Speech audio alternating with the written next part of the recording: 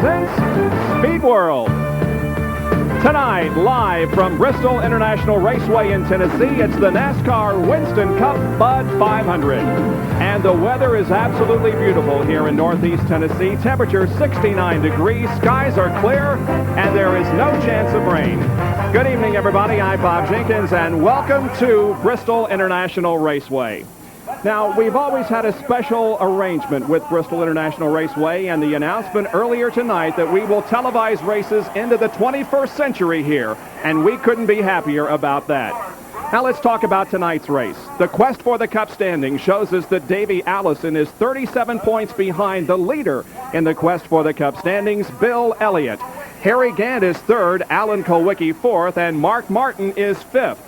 Now, the standings in the Busch Grand National Division were jumbled last night after their race here, and the Winston Cup standings could do the same tonight. The reason is because the drivers are competing on a surface that is totally foreign to them. For more on that, let's go to pit road and Dr. Jerry Punch. Thank you very much, Bob, and hello, everyone. You know, it took a lot of courage and over $750,000 for Bristol International Raceway promoter Larry Carrier to turn the world's fastest half-mile facility into a concrete arena. But after 3 paving jobs, which were not to his satisfaction, in fact, the pavement began to come apart, he said, I'm going to put concrete down. And many drivers believe that it's the wave of the future. 250 laps last night. The surface may be a little bit rough, but it didn't come apart. That's exactly what they wanted. This track will be one of the best, if not already one of the best, in America when it comes to 2- and 3-wide racing in years to come. But tonight, in the early laps, it may be a little bit rough. Roughness and some vibration may not bother some drivers, but one driver who's been injured, remember, that vibration could be a problem. And he's standing by with John Kernan. Jerry, earlier this week, Davey Allison underwent a couple of surgical procedures on his wrist. They removed one of the pins. Davey, you've had a couple of days to practice here, run some laps, feel the vibrations. How does the wrist feel? Everything feels good right now, John. Haven't had any problems in practice at all. We did let Bobby Hillin go ahead and make a few laps just in case we ran into a problem during the race, but the outlook right now is to go ahead and run all 500 laps. Davey Allison planning to tough it out tonight, guys, running all 500 laps. You know, this racetrack's always been physically demanding on the drivers, maybe even more so now, maybe also even more so mechanically demanding. John, I think it is going to be the toughest we've ever seen here tonight, on the drivers especially, because these cars are really getting a great grip on the concrete, and it's going to be trying to throw those drivers out the right side net. It's going to be tough. It really is going to be physically tough as well as mentally tough on them. You know, Benny, I drove this racetrack when the banking was 22 degrees. I thought it was tough back then, but you've driven it since they rebanked it to 36 degrees now. I'm telling you, it kills your neck. You just try to throw your head out the right side, out the right window, and you're trying to hold your neck up. It really hurts the neck. I'll tell you, it's not only tough on the race drivers, it's tough on the race cars, too. We'll see teams that have a lot of parts laid out, chassis parts, figuring that they might break here tonight because of the roughness. Could be even springs, but more than likely A-frames or steering parts and things of that nature. They'll be prepared for it, but the chassis of the race car does take a beating.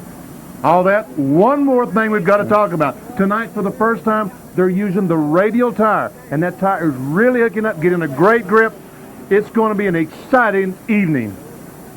There are a lot of factors to deal with here in the next 3.5 hours as the NASCAR Winston Cup drivers prepare to go 500 laps on this very tight and very demanding half-mile racetrack at Bristol International Raceway. Our Speed World coverage of the Bud 500 is being brought to you by Ford and your Ford dealer. Have you driven a Ford lately? By Fram Oil Filters. Fram, you can pay a little now or a lot later. And by Goodyear, #1 in tires. Well, the engines have been fired, and in just a moment, we'll come back and introduce the 32 drivers that will challenge this racetrack tonight at Bristol, Tennessee. We'll be right back. The exciting Gillette Halfway Challenge contest is coming up in today's race. The driver leading at the halfway point will win $10,000, and a fan at home will have a chance to win a beautiful Chevrolet Lumina Z34. If you've entered the contest for this event and your entry is selected and you're called at home, you must name the driver who won the Gillette Halfway Challenge. If you want to enter the contest for our next event, which is the Mountain Dew Southern 500 at Darlington, write to Gillette Halfway Challenge, Post Office Box 2246, St. Petersburg, Florida, 33731, 2246. You must be 18 years of age or older, and we must receive your entry by Saturday, September 5th to be eligible for next week's Gillette Halfway Challenge. Well, there are the cars lined up ready to go, and here is the die-hard starting lineup. A new event record from Ernie Irvin, 120.535. He'll start on the pole in the number 4 Kodak Film Chevrolet. Ricky Rudd will start alongside in the number 5 Tide Chevrolet. Going to row number 2, it's Brett Bodine in the number 26 Quaker State Ford, flanked by the Valvoline Ford number 6, driven by Mark Martin. Alan Kowicki, the defending champion, going for 3 in a row tonight in the Hooters Ford, will start in 5th position in car 7. Ken Schrader in the Kodiak Chevrolet starts from 6th position. Going to row number 4 now, it's Davey Allison, the Haviland Ford, car number 28, and the Miller Genuine Draft Pontiac, car number 2, driven by Rusty Wallace. The 5th row consists of Darrell Waltrip in the Western Auto Chevrolet, car number 17, and Dick Trickle. The 6th row, Jeff Bodine and Jimmy Hensley. In row number 7, it's Hut Strickland and Dale Jarrett. Morgan Shepherd and Harry Gant make up row number 8. The 9th row, Derry Cope and Terry Labonte. Bill Elliott and Dave Marcus start in row number 10. And as you look at the rest of the starting lineup, notice that Winston Cup defending champion Dale Earnhardt back in the inside of row number 12, and the rest of the field. Some awfully good cars starting way back in the field here, Bob, and that means that they're pitting on the backstretch, which normally is a disadvantage. Bill Elliott's back there, and Dale Earnhardt, as a result, being the champion, he gets to pit on the front stretch, but the first 17 in qualifying pitting on the front stretch, and Dale Earnhardt. And we take a look a little bit more closely at this racetrack. It's 0.533 miles in length, 120.5 the pole speed, time 15.9 seconds. 500 laps we go, and the field is separated by just about 3/4 of a second. Bristol International Raceway, as Ned indicated, has pits both on the front and on the back. The turns are banked at 36 degrees, and the trouble spots are going to be entering turn number 1 and coming out of turn number 2. Those are the places that we will be watching as they go into and out of the corners. The 36 degrees of banking, and on the straightaways, the banking is at 16 degrees. Very, very steeply banked racetrack. In cars, Jimmy Hensley, looking out the back of Jimmy Hensley's car. This is Dale Jarrett's Interstate Battery car. Also a camera tonight in Morgan Shepherd's Sitco Ford. And also we're riding along with Dick Trickle in the Snickers Ford. Well, that's a great shot. You can see the yellow light is still on, and Trickle will be carrying the Ford telemetry that we will go to as the race progresses. I was watching that telemetry today down in the trailer. You know how much speed they get up to, Ned, down the straightaway? How fast? 135 miles an hour, and we're going green. Here's the green flag. The Bud 500 is on.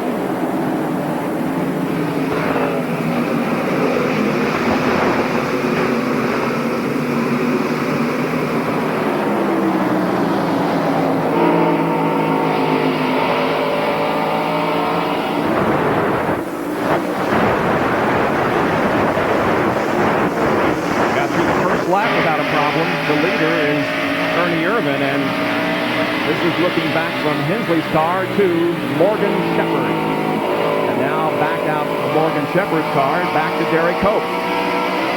And these cars are really zinging around this racetrack. I'm talking about 135 miles an hour down the straightaway. The slowest speed was like 106 miles per hour.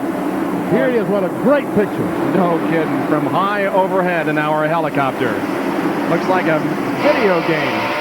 Boy, everybody got in single file as quickly as they could because the inside groove is the place to be. The only car running on the outside there, too, Harry Gant. Now he's going to get back in line. He's running back at about the 18th position. Jimmy Spencer was out there as well. He's getting back in single file now, too. The low groove is going to be the place to be for a while, Bob. Ernie Irvin, the leader of the race. Ricky Rudd is running second, then Brett Bodine, Mark Martin, Alan Kowicki, Ken Schrader, Rusty Wallace, Davey Allison, and Darrell Waltrip. And the Chevrolets of Irvin and Rudd now pulling away just a little bit from Bodine in the Ford.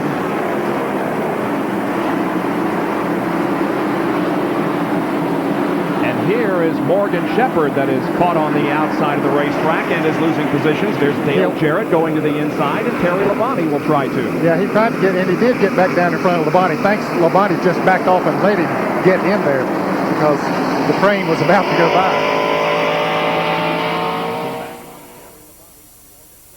Go forward. Now Ernie Irvin. Ernie Irvin has crashed. He has spun on the backstretch and made contact with the inside pit wall. And he can't get going until all this traffic goes by. But he is going to save getting lap, but we can't see how much damage there is to the car. He made some contact with the right side. Man, oh man. What a development this is, huh? The left side of the car looks pretty good, fellas, as he comes around. Take a look and see what happened. Just coming off the second corner, and around it goes. Ricky Rudd not within a car length or two of the Kodak film Chevrolet, and he goes down and hits the wall pretty good with that right side, Ned. Bob, you said that going into the turns, coming off would be the trouble spots. They say that it's somewhat washboardy coming off of that second turn. It's sort of like when you go across the railroad tracks in a passenger car, and sometimes the traction just breaks loose for you. Jeff Gordon crashed there last night in the Busch Grand National event, and now it's the leader and pole sitter, Ernie Irvin. We're under caution for the first time.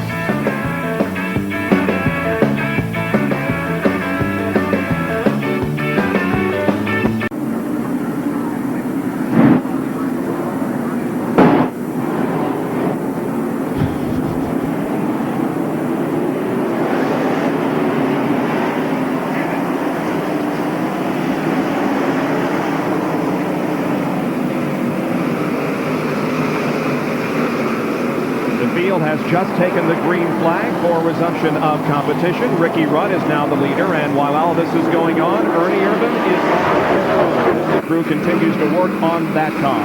Ernie Irvin on pit road after an early crash. Jerry punches there.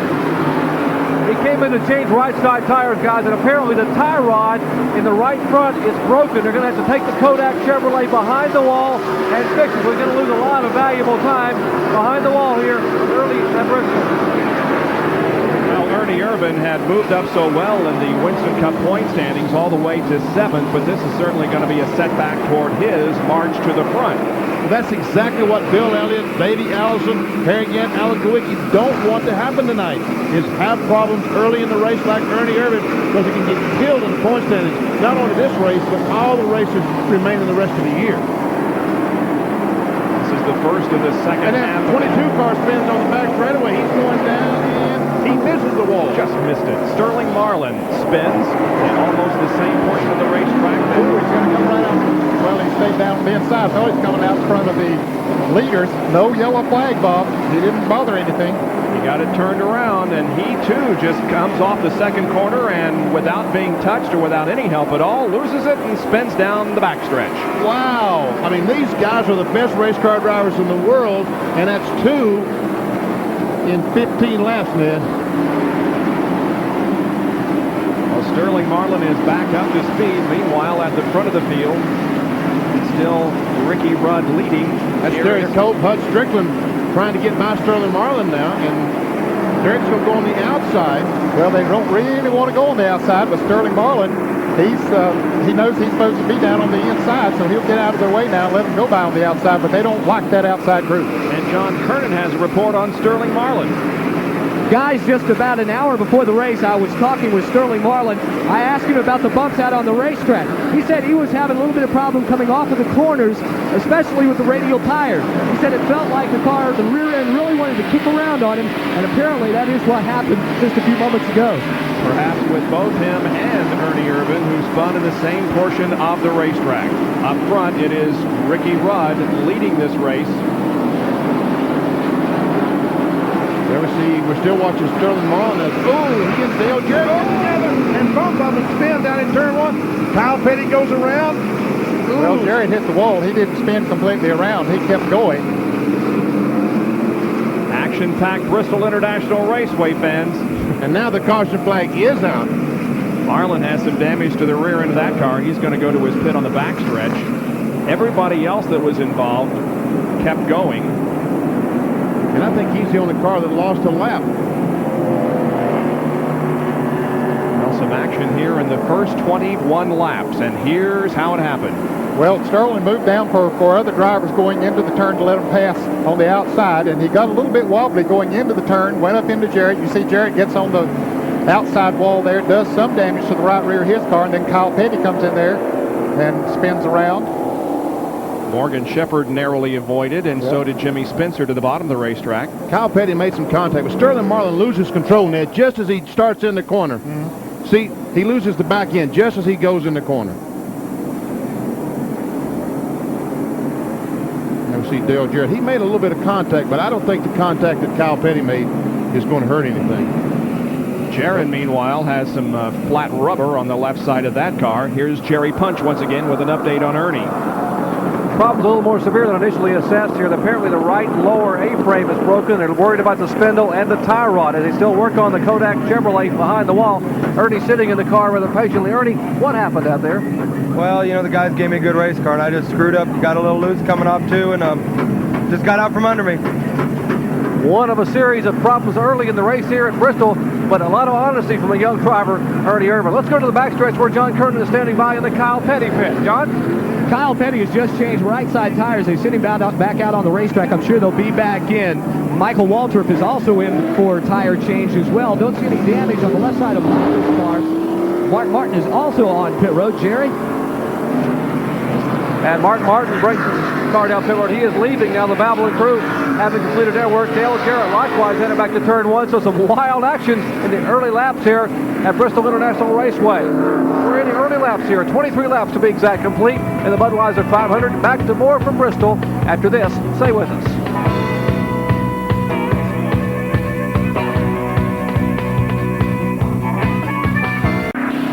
Okay.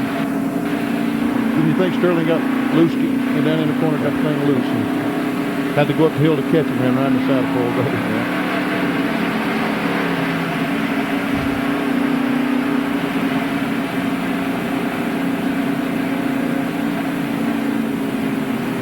Got the pink time, but he's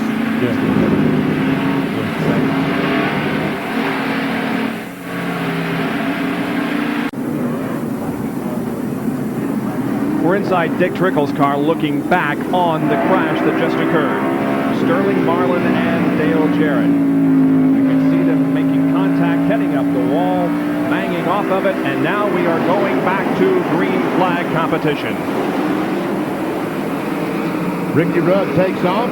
Dale Jarrett was on the inside. He pulled up alongside Rudd, but I don't think he can do that under the NASCAR rules, so he's now falling back to the end of the pack.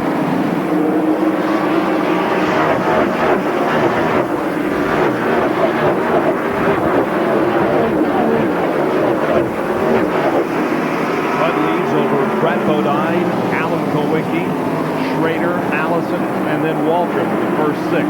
Martin, who was running, third in the race before that, made a couple of pit stops. Jerry Punch, you have any idea what was going on down there?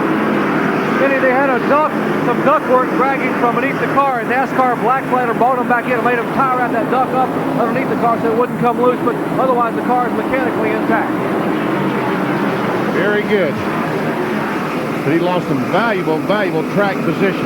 He's running well toward the back of the pack, trying to come back up through, but he has a long way to go. He's about a half a lap behind the leader as we take a look at the Fran Field summary.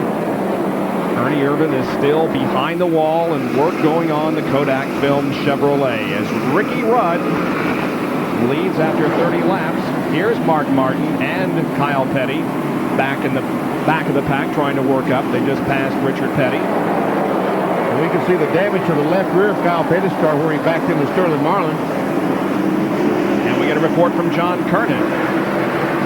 Bob, Kyle Petty, when he came in, they had to come in 3 times under that caution. I'm not sure that they got everything fixed, but he had a lot of damage on the left rear. The trunk lid was pushed up. As a result, the spoiler on the rear end, which is in 2 pieces, the left side was bent up just a little bit farther, the degrees, than the right side. They had to beat that down and also pull a lot of the sheet metal out of the way. So the winner at Watkins Glen having troubles here in the early going. There is Alan Kowicki and Ken Schrader, along with Davey Allison and Darrell Waltrip. 3rd, 4th, 5th, and 6th. And Kowicki's having some problems getting around the racetrack right now, but Schrader does not have any problems at all. Getting through the corners extremely well in that Kodiak Chevrolet. And further back, there's Derek Cope leading a string of cars that also includes Dick Trickle and Bill Elliott and Dale Earnhardt and Harry Gant. You can see the back end of Cope's car kick out just a little bit in the turns, but boy, he's getting off of the turns well. Look how much he pulled Trickle coming off of that turn. So but right here is where his car kicked out a little bit the last time. Looks like he's going to get over there okay this time. 12th, 13th, 14th, 15th, and 16th is what we're watching. Harry Gant moved in the back of that pack. Right behind Gant is the 66 car. Jimmy Hensley. And here's our in-car camera in Hensley's car as he has all this action right ahead of him. Harry Gant looked like he was going to try to go by Dale Earnhardt. He's going to try it again on the inside. And he makes it. He makes the pass, and Earnhardt quickly pulls down to the inside of the racetrack to get to that preferred groove. Here comes Trickle on the inside of Cope. Bill Elliott's right behind Trickle. Trickle and Cope go in side by side and run that way all the way through the corner. Now down the backstretch, it is Trickle that pulls ahead. Yeah, Cope made a pretty good corner through 1 and 2 on the outside, but the speed up there is just not quite as good as it is down on the low groove. Now, NASCAR put some cones above the low groove this afternoon and made them run for quite a while up there to try to work that groove in. But the lap speeds were almost a second slower up there than they were down in the bottom groove. And we see Cope, he just cannot go. He's drifting back. He's lost about 4 or 5 spots quickly. Just a perfect example of how you don't want that outside line. Jimmy Spencer is joining this fight here in that number 20 car. First Winston Cup race Spencer has run in quite a while. Boy, Cope is out there. He just can't get back down. Well, that's a great shot. It gives you an idea of the roughness of the surface of this track. The drivers have their hands full tonight for the next 300, 450 laps. Looks like Spencer trying to pick on our camera. Now Jimmy looks to the outside, but nope, knows that that's not the place to be. Bobby Hamilton right behind that group to cut him an Oldsmobile, and it is an Oldsmobile. Now he goes inside, and he makes the pass work. Oh, and almost loses it, and so does Bobby Hamilton. He'll make some contact over there, but Hensley gives him some room, fortunately. There's Dave Marcus in the Kellogg's car, first race in that car 41. Now you will see Dave's regular mount, the 71 in tonight's race, and that's being driven by Jim Sauter, but Dave Marcus is in the Hedrick car, the 41 machine that has been driven most of the year by Greg Sachs. I'll never see Mark Martin, who had that brake duct dragging, as Jerry Punch reported, had to make a pit stop, go all the way to the end of the field, trying desperately to get back to the front. But it's a struggle this early in the race to get through this traffic. Looking back from Morgan Shepherd's car to Mark Martin.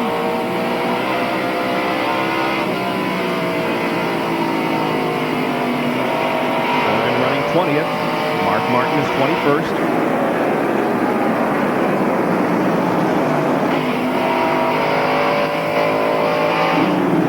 Petty pulls up right on the back bumper, and Ted Musgrave, the Jasper engine car, pulls over and lets these faster cars go by because he realized these cars are much faster than he is. And as they do that, use that second groove, Benny, they'll eventually get it, I believe, to where they'll be able to run up there. Yeah, I would think after the last half of the race, Ned, we'll see some good side-by-side racing. Ricky Rudd, the leader of the race in the Tide Chevrolet, car number 5, is approaching some slower traffic. He's already put a lap on Jim Sauter, and now the next to be passed will be Jimmy Means, then Wally Dallenbach and Richard Petty. There's the Brett Bodine, number 26, and Kowicki's number 7 as they run second and third. And we have completed the first 50 laps of this 500 lapper here at Bristol. Has seen a lot of action in the first 50 laps and promises a lot more. The sun begins to go down behind the mountain. The lights begin to show their stuff, and the Winston Cup drivers are continuing to battle it out in the Bud 500. We'll be right back.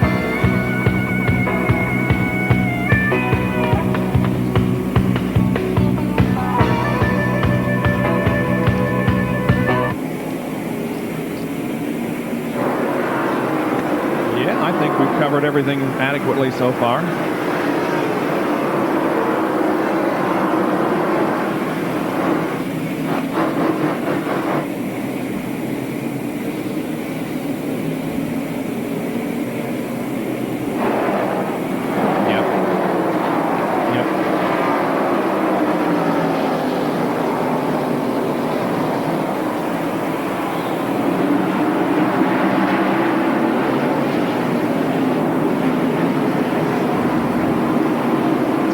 guys that look like are doing pretty good, Neil, is Davey, Darrell, and Jeff Bodine. They've caught the radar.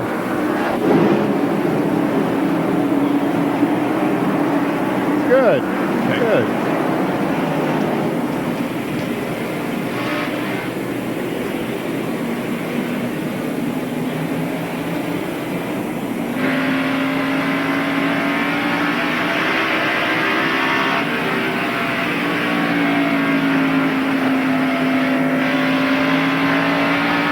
Back at Bristol International Raceway, we're riding in Dick Trickle's number 8 Snickers Ford, and here is the telemetry. Watch the RPMs in the upper right and the speed up to 129. Rusty Wallace directly in front of him. Go down the front straightaway, 131 miles per hour. Well, that's fast on a half-a-mile track. Sure is. Let's see how slow he gets down in the corner. 116, 105, 197 miles per hour. So this afternoon, with fresh tires on, 105 miles per hour. So we can see how the tires are slowing down. And Rusty looks like he's holding Trickle up just a little bit, but Trickle just can't seem to get the inside position. He may have it now. Now Rusty is 9th, Trickle 10th. Let's see if he can pick up the 9th position. Trickle, as they go into turn 1, he will because of the lower groove. Trickle is now 9th, and Rusty slides up the racetrack and loses not only 1 but 2 positions as Dale Earnhardt now takes 1 away. Meanwhile, back 2nd, 3rd, and 4th, here's Bodine, Kowicki, and Schrader. Don't forget about 5th and 6th. There's Davey Allison 5th, Jeff Bodine in 6th. Now these guys are almost a half straightaway behind the leader, Ricky Rudd. All of a sudden, Rudd is just absolutely pulling away. Well, it's one thing that's certain he's running very well, but another thing that works to his advantage when he enters the lamp traffic, of course, they're given the move-over flag, and he is able to get by them a little bit easier than the other guys maybe. And Jerry Punch has a comment on Ricky Rudd. A lot of concern, guys, about the carts notwithstanding the meeting tonight. So Gary Dehart, the crew chief of Ricky Rudd, has radioed Ricky to sort of back off a little bit on the pace, and thus Ricky is trying to back down the time a little bit, try to conserve the car here in the early lap at Bristol. Well, that's not an easy thing to do, is it, when the car's working so well, as obviously Ricky's is. That's one of those deals, the slower you go, the faster you get. There's the interval between 1st and 2nd, 3rd, 4th, 5th, and 6th. And as you can see, it is a nose-to-tail battle. 6 cars are running right together. Davey Allison pulls up on the back of Schrader's car. I think right now that probably Schrader, Allison, and Jeff Bodine is probably faster than Brett Bodine and Alan Kowicki. They're behind, and their job is to get in front. And that's why they call it a race. Tough to get in front. Yeah, exactly. Tough to pass.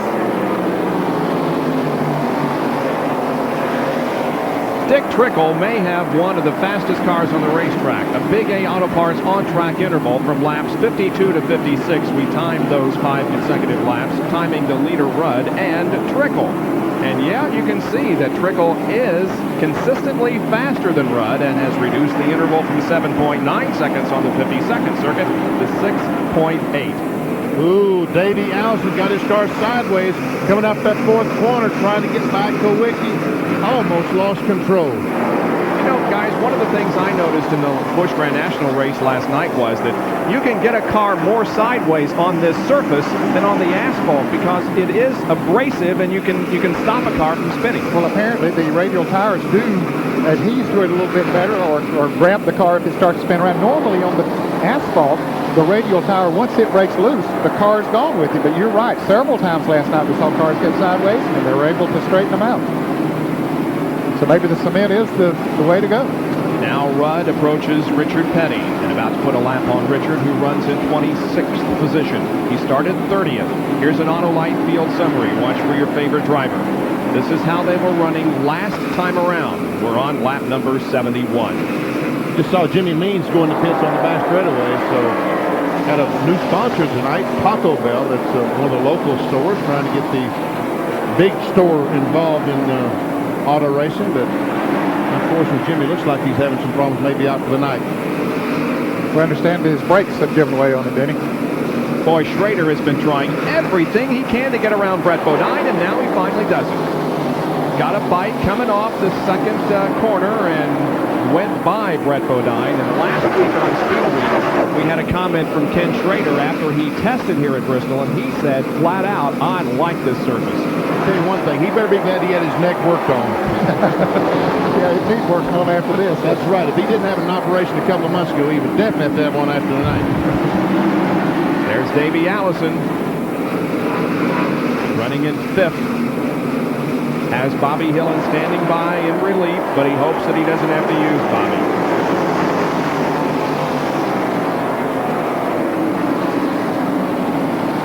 And there is the leader in Winston Cup points, Bill Elliott, but he has his hands full with Jimmy Spencer. Spencer just got by Dale Earnhardt just a couple of laps ago, and I tell you what, he is working on Elliott hard. Jimmy Spencer is another driver who likes this racetrack. Remember last year he led a long time in this race in the Travis Carter entry before he had some problems. But That's right, he did. yeah, he was positioned to win. Of course, he was leading last night in the Busch race as well before he got in the crash with Morgan Shepherd. This is the Dick Barroso car. He goes inside of Bill Elliott, takes the position away as we go to pit road and John Kernan. The Dick Barroso crew running a Ford for the first time this week. Bob Rinaldi has built a really good engine. It's their only Ford, their only Ford motor. Mark Reno, the crew chief, said the reason Jimmy drives so well here is he's not afraid of the speed. It doesn't intimidate him. Their strategy tonight, guys, let Jimmy run as hard as he wants, because he usually does anyway. That's true. He led in the Busch Grand National race last night until being involved in that crash with Morgan Shepherd, and he is running well here tonight. Now, Mark Martin and Dale Earnhardt are side by side. Martin taking that position away from Dale. Just a lap ago, they both passed Bill Elliott.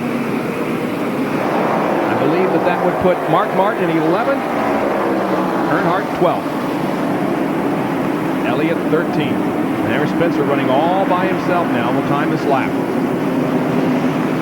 You can see the cars bottoming out as they go into turn number 1. There's a little bit of a dip there, and the cars just bottom out. No traffic in front of him, nothing to worry about. Well, he would have run faster had it not been for that car, so we'll see. Here he comes.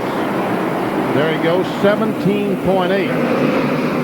So they slowed down considerably from qualifying, because qualifying was 16 seconds flat, so that's almost 2 seconds slower. Yeah, 1591 actually for Ernie Irvin, who set the record for this particular event. And speaking of Ernie, for you fans of Ernie Irvin, he is still behind the wall. He crashed early while leading. They're trying to get the car repaired to the point that he can return the action. Now we're going to time a lap by the leader, Ricky Rudd. He too is in clear traffic, so this should be a pretty good comparison between Ricky and Jimmy Spencer. Rudd off of corner number 4. That's about 0.3 of a second quicker than Jimmy. 17.5 seconds. Rudd is your leader. Ken Schrader running second. Then Bodine, Alan Kowicki, and Davey Allison. 84 out of 500 laps have been completed here at Bristol International Raceway.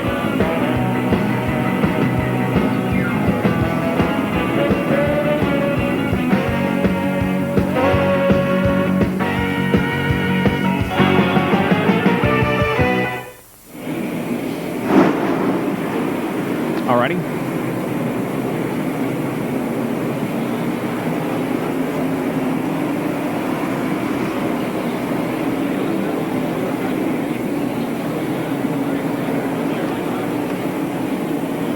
Well, Rusty got his hands full, doesn't he, man? Yeah, looks like he has.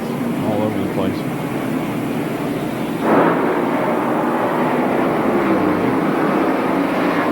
He's had it tough this year.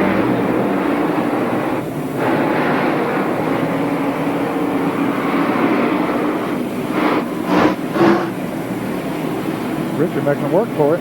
There he is. He's got a little racy there.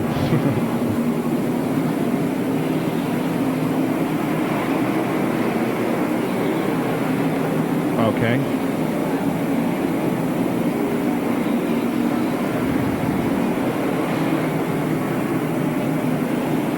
Yeah, he has. Bonner's doing very well. Started 18th, now 8th.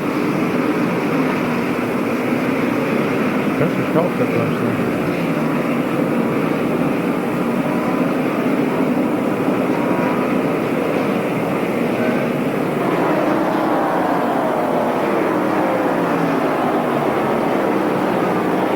NASCAR Bud 500 at Bristol after 90 laps. It's Ricky Rudd, Ken Schrader, Brett Bodine, Alan Kowicki, and Davey Allison. We're getting our Winston Cup event out of the way on Saturday night, so you can watch the action tomorrow on ESPN, including the Belgian Grand Prix from Spa-Francorchamps. That's at 7:50 Eastern Time tomorrow morning. And then in the afternoon at 4:30 Eastern Time, the Indy cars are in Vancouver. And as you saw on Speed Week, Michael Andretti is the pole sitter for that event, a weekend full of racing here on ESPN.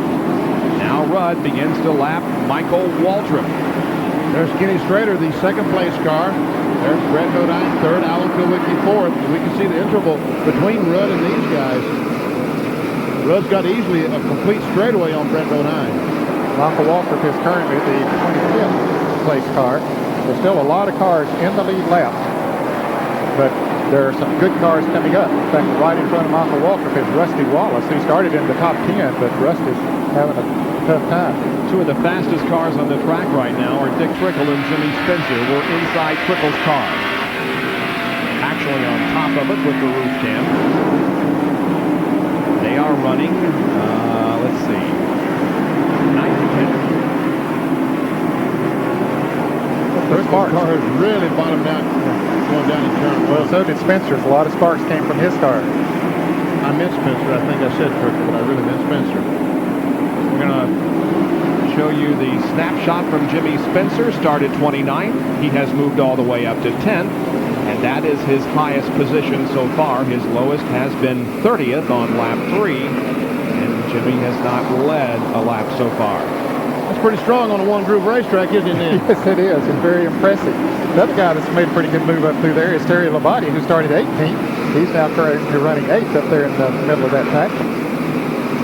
Wally Dallenbach on the outside of Spencer. Here's Mark Martin, Dallenbach's teammate in the Jack Roush stable.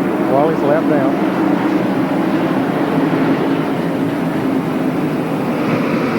Mark Martin also doing a fine job. These cars are about 0.3 of a second quicker than the leader.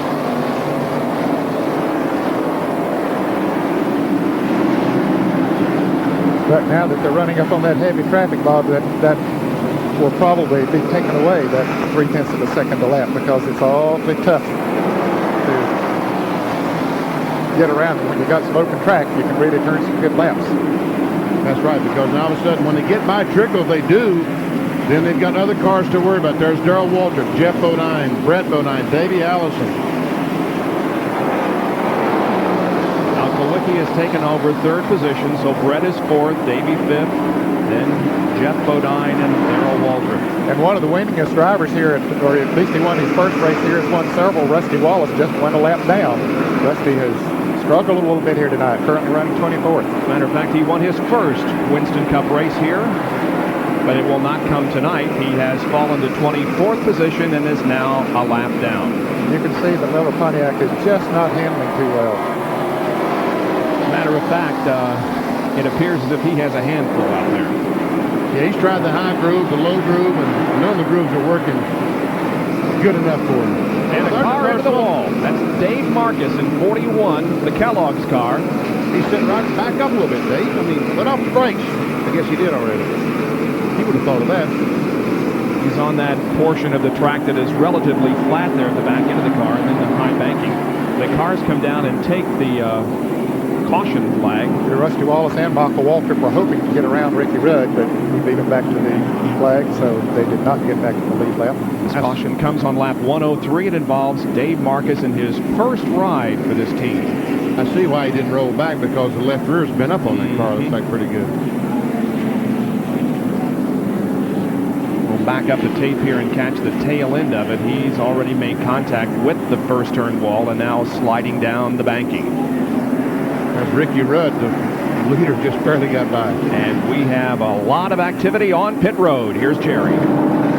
And ordinarily under a caution flag, guys, you'd expect to see 4 tires changed. But here you've seen how important track position might be. Everyone on pit road here in the front straightaway. Ricky Rudd, Ty Chevrolet, right behind him. Darrell Waltrip, the Western Auto Chevrolet. Everyone getting service. Rudd gets right side tires. Kenny Schrader is in, and Ricky Rudd out and away. Left side tires now going on Kenny Schrader's Kodiak Chevrolet. Many of the crews further down toward turn 4 taking all 4 tires on. Now the back pitch is coming in. Remember, pitch will move the front straightaways. And the work in the front straightaway pitch is completed. And work now just getting started in the backstretch pits. The speed limit on pit road is 35 miles an hour, so it is a slow ride down pit lane, but it's absolutely necessary because of the closeness of the pits. Still trying to get Dave Marcus's car off the racetrack as pit stops have been completed here on the front stretch for the most part. And when the car is cleared, we'll be going back to more racing. 105 out of 500 completed here at Bristol. Back after this.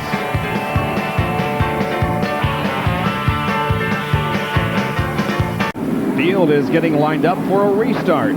We've just completed some pit stops. There's Jimmy Cox, who holds the stop and go sign at the end of pit road. Now, let's go back to our pit stops and see what happened. Okay, here he is standing down on pit road. I covered him up a little bit with that mark as the cars start coming out of the pits. And you see he's out of the way. There's Brett Bodine coming out, no problem at all as far as Davey Allison comes out. Here comes Darrell Waltrip and a couple other cars coming out. Here comes Dale Earnhardt. He has to rush to get out of the way. You get out of Dale Earnhardt's way when he starts out the pit, fellas. I would. Set to go back to green. Ricky Rudd will lead them down. Brett Bodine is now second, followed by Davey, Dick Trickle, and Mark Martin. Green once again on lap 109.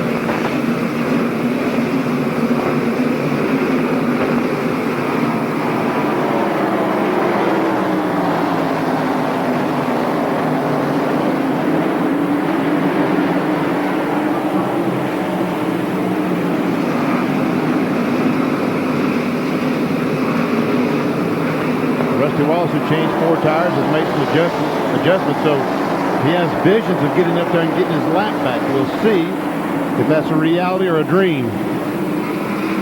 Oh, and a spin down in turn 4. Morgan Shepherd loops. I don't know whether this is going to cause a caution or not. He goes all the way around, does a complete 360, has the car running, no caution. He gets back out. Here comes the leader, not too far behind him. He's going to have to hustle to stay in the lead lap.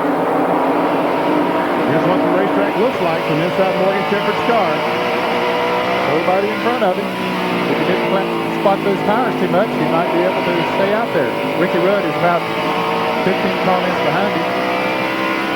At this speed, and I recall the in-car camera we had at Saturday Night Thunder of Winchester, the banks almost look flat at this speed. Here's John Kernan. Well, Morgan Shepherd's crew, the Wood brothers, are a little bit unhappy right now. They think Kyle Petty tapped Morgan to send him spinning around. But the car is okay right now. Morgan is testing it out. He hasn't told Eddie Wood yet, but they don't think there's any damage done to the race car. Looks like he may lose a lap, though, because Rudd is pounding on the back door. We mentioned during our live speed week earlier tonight that he has re-signed with the Wood brothers for 1 more year, and Sitco is back on board for 3 more years. And that's always a welcome sight for a team owner to have the sponsorship locked in for that long period of time. Sitco's been with the Wood brothers for a number of years. They really like the people, and the Wood brothers have been good for Sitco over the years. Well, this is exactly what the other competitors are needing, is Morgan Shepherd to hold up Ricky Rudd so they can stay within sight of Rudd, because he's really threatening to drive away. He only changed 2 tires, but still seems to have the fastest car on the racetrack when some of the competitors changed 4 tires. Rudd is having a heck of a time putting a lap on Morgan. And in the meantime, Brett Bodine is now right there on the rear spoiler of Ricky Rudd. That's what you were talking about, Benny. Yeah, Brett Bodine has caught Rudd. Now Brett looking inside down the front stretch. Meanwhile, just back of this, there's Trickle, Mark Martin, and Darrell Waltrip. 5th, 6th, and 7th here.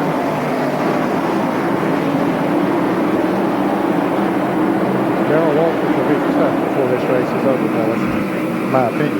Waltrip has won 11 times. And a battle for the lead.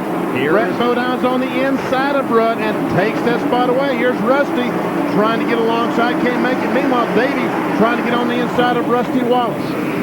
But Davey backs off going into the turn. Says it's too early in the race to be doing that kind of thing. A few laps ago, Morgan Shepherd. This is how it sounded and looked from his perspective. Yeah, sounds like he got tapped a little bit back there, maybe. Does a complete spin around, keeps going. And Rudd, those 2 tires that he changed in is starting to show up. It's showing up definitely. Yeah, I think he needed all 4 tires, and I'm sure he realizes right now that he needed all 4 tires. Because it didn't take too long to get those right side ones heated up because they were having to do most of the work. And now it's showing up. Jerry Punch? Ned, you're exactly right. Ricky Rudd has complained the car is very, very loose on the racetrack, and as rough as this track is in the early laps here, you cannot afford to have a loose race car. Rudd's going to have to back off and maybe hope for another yellow flag and come in and get some fresh left side tires. Well, he's backed off to the point of falling back to 3rd position. He better not back off too much because the next 15's not too far behind him. The next 5 anyway, 6. There's that bunch, led by Dick Trickle. Earnhart's got things hooked up. He started very far back in the pack, but yes, he is moving on up through there now. In fact, he started 23rd. And finally, Brett Bodine puts a lap on Morgan Shepherd. He spent many laps trying to get around it. Look at this. And almost trouble for Terry Labonte. Apparently something has gone wrong with his car.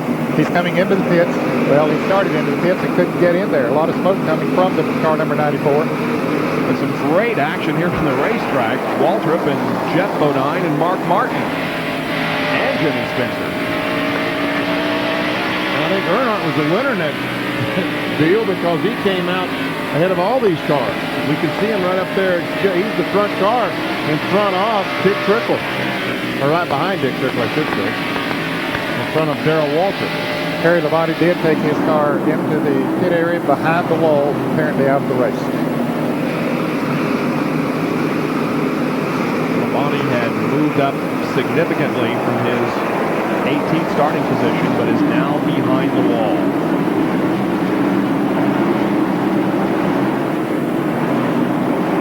Place Jeff Bodine, 9th place Mark Martin, and there is the leader, Brett Bodine. 2nd now is Davey, and 3rd is Rudd. And Darrell Waltrip just got by Dale Earnhardt for the next spot. What is that, 5th? Yep. Has himself on the leaderboard. The scoreboard here shows the top 5. Speaking of leaderboards, Ned, boy, that guy can do some work, can he? But that is evidence of this was how they were running last lap, and it reflected there that Earnhardt was ahead of Waltrip, when in fact on that lap he got around it.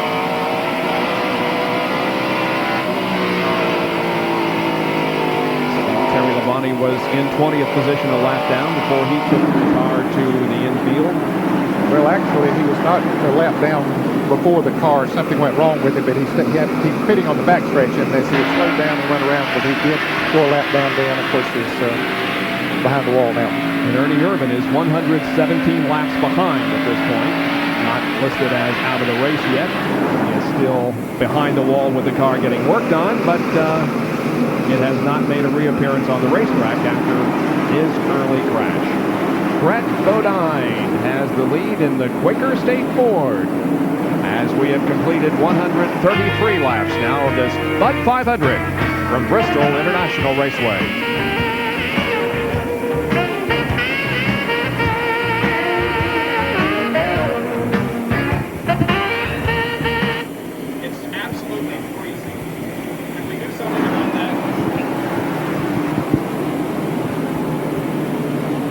Okay. All righty.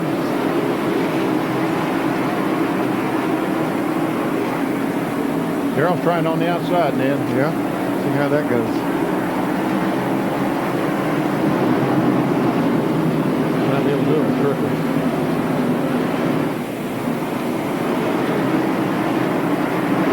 Made it work.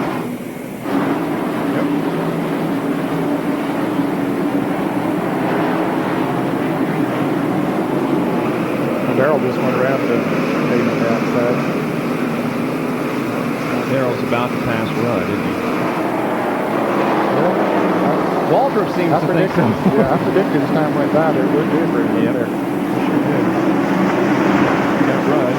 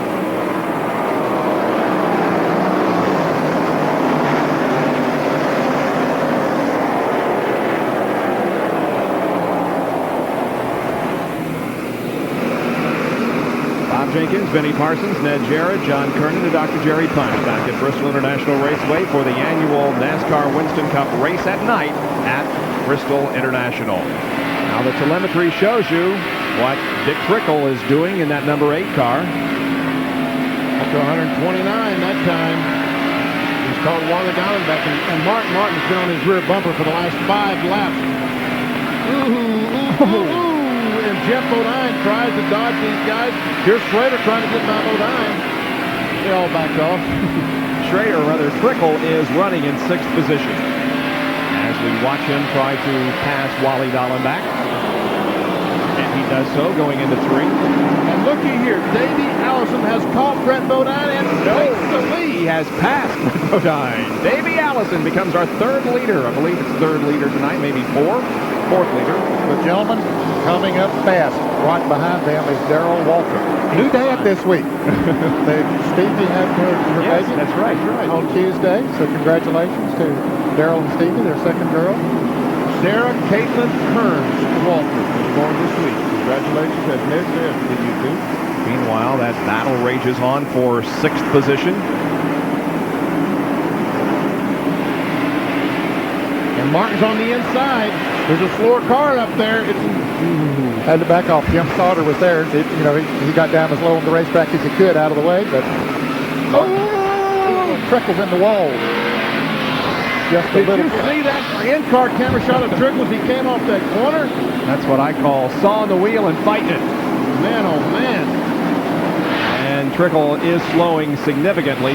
The right front tire is, and there goes Waltrip right by Brett Bodine. Just blew back on the outside. Waltrip has found himself a groove, fellas. We predicted that the groove might move up as time went on. Darrell Waltrip is helping to do that.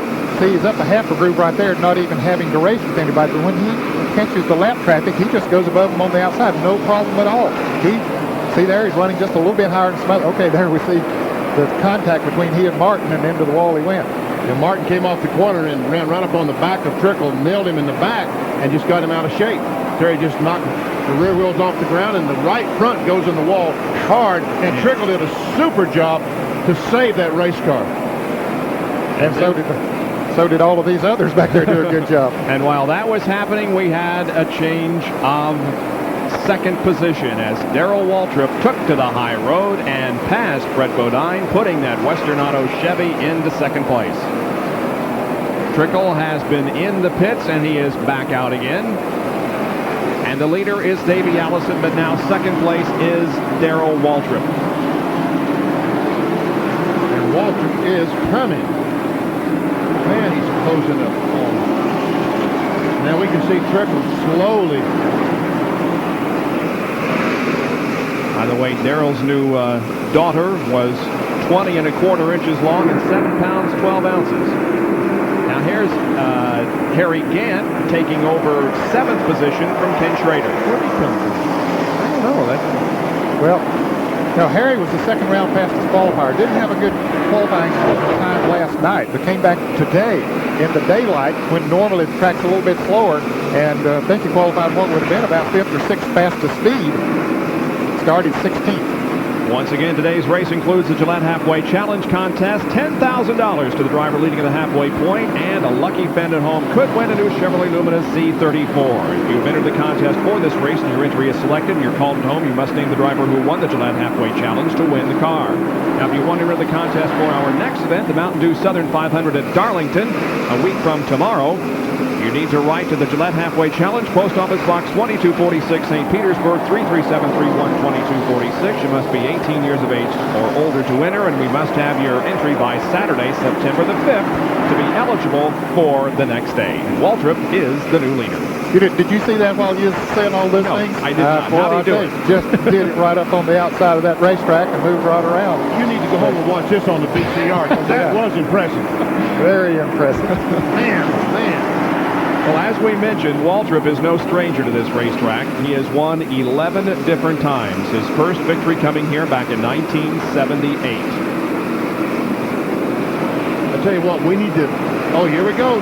There goes Spencer by Jeff Bodine. And that would mean that Jimmy moves to 9th. Started 29th and is now running 9th. Pretty impressive.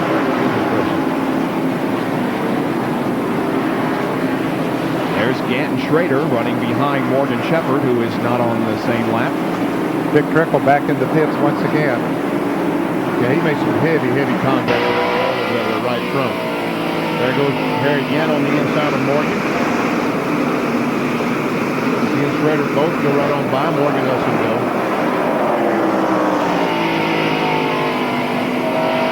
Boy, Darrell Walter, gentlemen, is in some very heavy traffic. He's working it okay. And here's Davey coming up on the outside of Rick Mast. And now Walter just runs down on the inside of his brother Michael. Michael gives him plenty of running room. Let's see if he'll do the same thing for Davey back there. Just Eddie moves down, let Darrell go. I tell you, Darrell working that high groove so well, the lap traffic doesn't give him quite as much of a problem. Tell you what, Darrell likes that being a new papa, doesn't he? He does. Well, I tell you.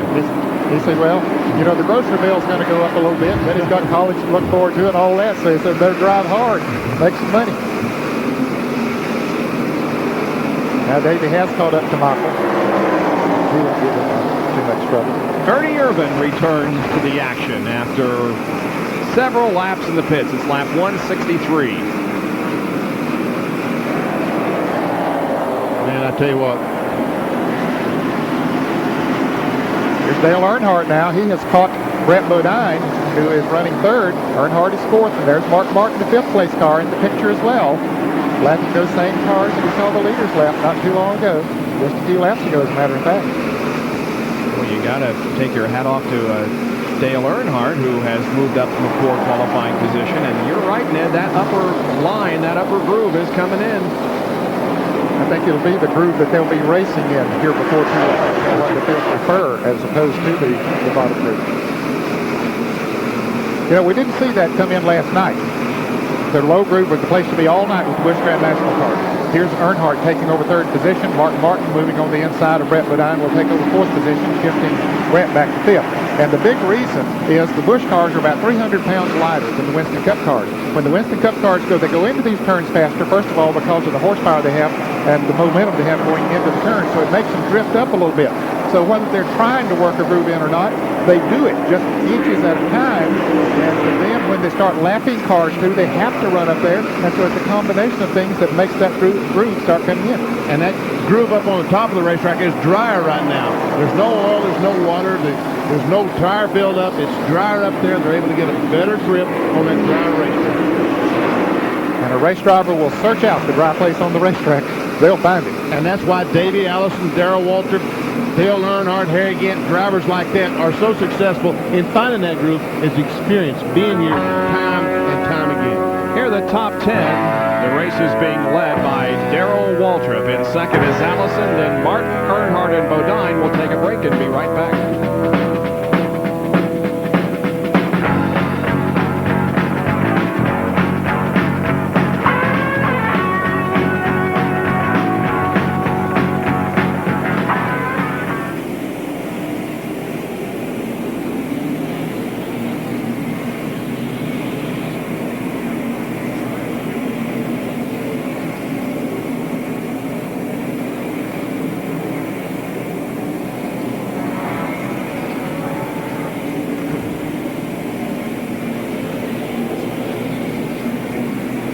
Rudd's almost, we need to establish that Rudd has lost almost half a lap since he was leading. Since that pit stop. Yeah, tonight. He's at start-finish line. They're almost in the middle of back straightaway, so.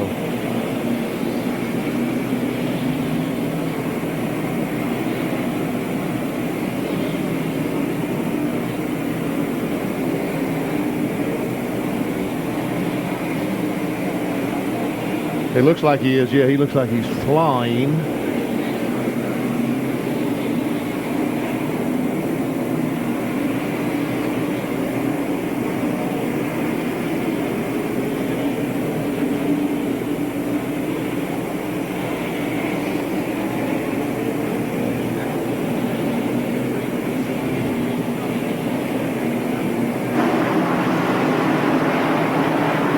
What a great shot from our helicopter hovering well above Bristol International Raceway, where we are televising live the Bud 500 NASCAR Winston Cup event. 175 laps have been completed. Darrell Waltrip is the leader, followed by Davey Allison.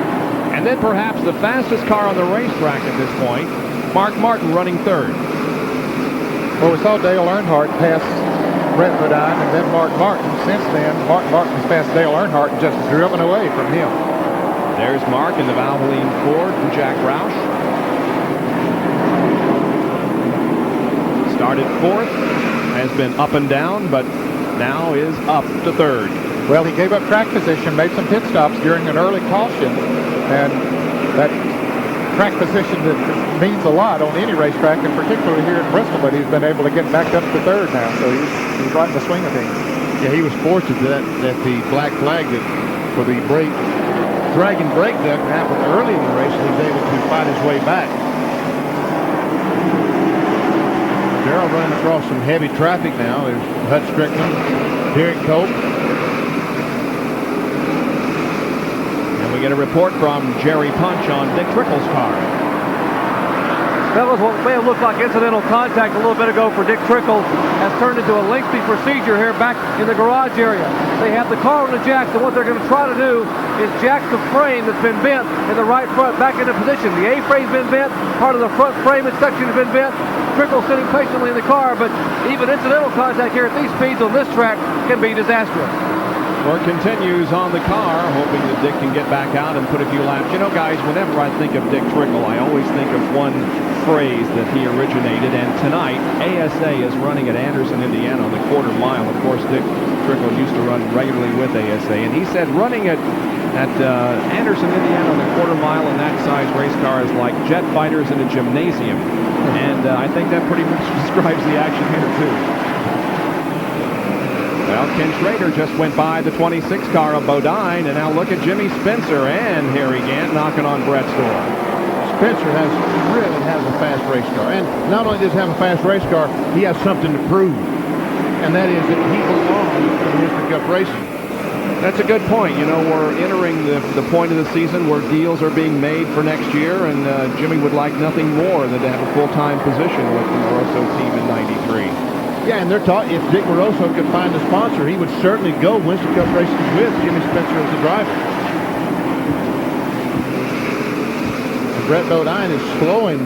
He slowed about a half a second a lap in the last few laps, so Hannell going away. And Davey Allison's off. He's off the pace. Davey Allison off the pace, isn't he?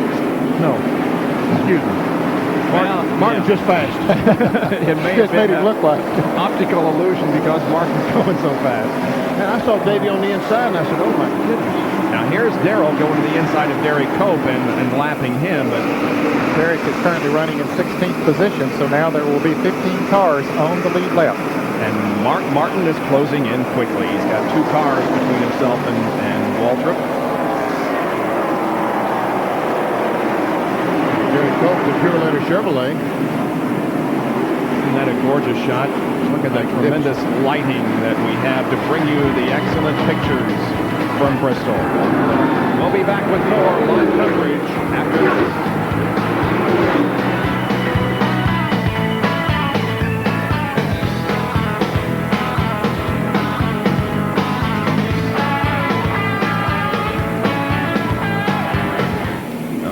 Okay. Now, have they built new stands since the spring? Yeah, isn't that over there new? Over there? Or was that there in the spring? I don't remember. I thought it was new, but I'm not sure. Is that grandstand over in 3 new just for this race? It was new for the spring race. Okay. Oh, okay. How about this grandstand coming off 4? Was that? Okay, so they haven't built any new new stands. I was thinking they did, but I don't know. Well, that's right.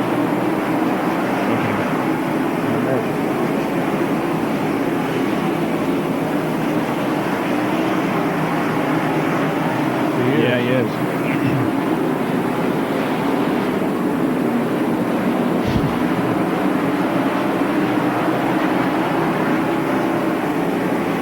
A record crowd has turned out to watch the Bud 500 1992 style, and we have some debris on the racetrack. But we have no caution flag at the moment. It is at the end of the backstretch. Here comes the leader, Darrell Waltrip. But Mark Martin is now within a car length or 2. Record crowd. Ned, I think you said that they sold out standing room in February. I called over here the other day for a friend of mine to try to get to see. I knew they were sold out of reserve seats, and I said, "Do you sell standing room only?" And they said, "Yes, we do, but we sold out in February." They can't build enough seats to accommodate the people that want to come to see this race. Oh, here comes Martin on the inside, Bob. Excuse me. Waltrip got a little out of shape, a little high there in the first and second corners. I don't think he's been running the high groove, but eventually wanted to get that high. Mark Martin's the new leader. You see Darrell Waltrip when he went in the third corner, waved Mark Martin by. Yep. He said, "Go ahead, man. There's still 300 laps to go. We're not going to fight over this thing at this stage of the race, surely." Watching from Morgan Shepherd's car, looking out back to Citgo Ford. You see Davey Allison back there. He's the third place car. Here comes another Autolite field summary. Earnhardt running in 4th and Ken Schrader listed 5th. Bodine brothers are running in the second 5. There's Brett on the right and Jeff, left I should say, and Jeff on the right. But Ricky Rudd is now passing Brett Bodine. It looks like Jeff Bodine is going to do the same thing, or attempt to. He does. Rusty Wallace is lapped down to these cars, but he's a pretty good car right now. Yeah, he's doing better than he was earlier before he made the pit stop, which he said apparently they made some adjustments on his Pontiac. Watching the field pass by, and we'll zoom into Waltrip, or rather Mark Martin. And John Kernan has a report on Darrell Waltrip. Well, Bob, Darrell's crew had been clocking the progress between Mark Martin and how he was closing the gap on Darrell. They noticed Darrell slowing down just a little bit, Martin coming on pretty quick.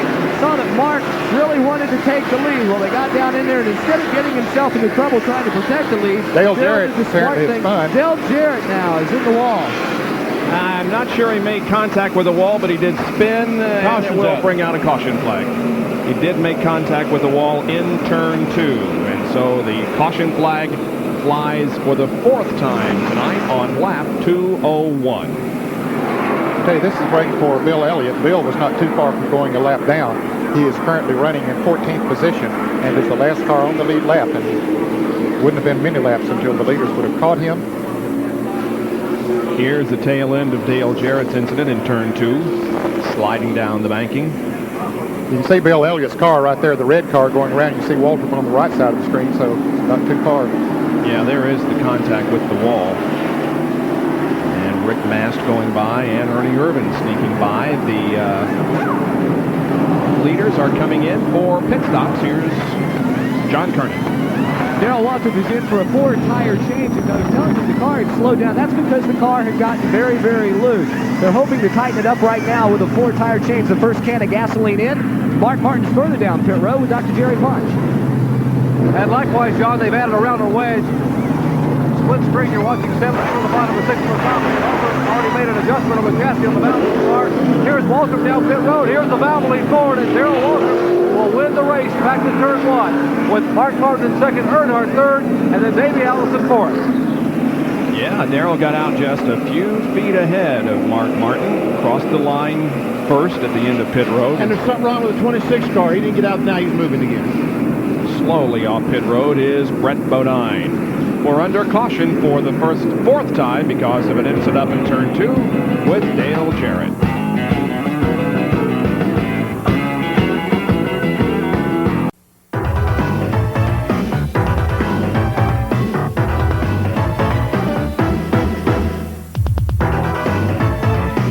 Track facts are brought to you by Quaker State. The Big Q is one tough motor oil. Occasionally, we've seen a car veer abruptly into the wall for no apparent reason. This usually occurs as a result of something breaking in the chassis or suspension. One way to hopefully prevent this is by the use of this machine, a Magnaflux machine, or basically a mechanic's x-ray machine. Now you take anything metal, the engine part, chassis part, or as Earl Hallman is holding here, a timing gear, and put it in the machine and allow it to become magnetic. Then you spray the Magnaflux rinse over it, place the part under a special illumination, and suddenly a small crack will become visible. And any slight crack in any part can be very significant when you're running at this type of racetrack at the speeds that they're turning. Kawicki made a late pit stop. What was that all about? Ned, did you? Yeah, I think he stayed out there to get the 5 bonus points to lead. Really? So he could get 5 bonus points. Smart move. He had not been up front yet tonight.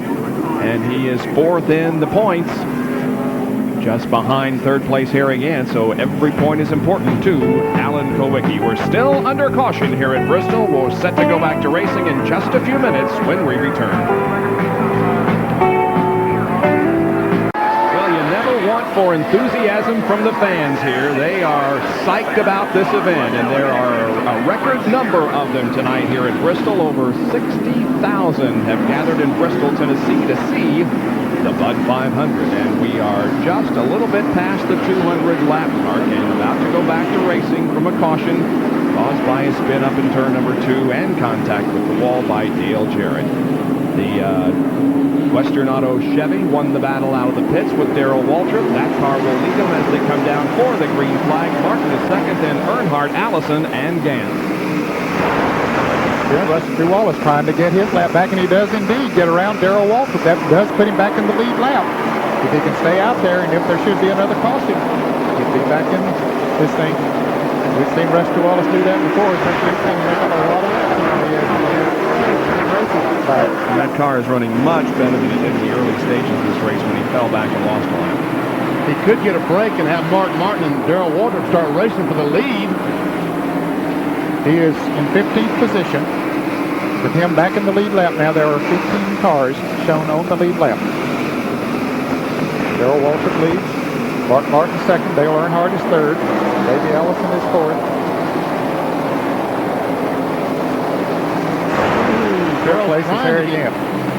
Darrell's trying to get by Rusty. Well, Rusty says somebody spin out or drop something on the racetrack so the caution will come out.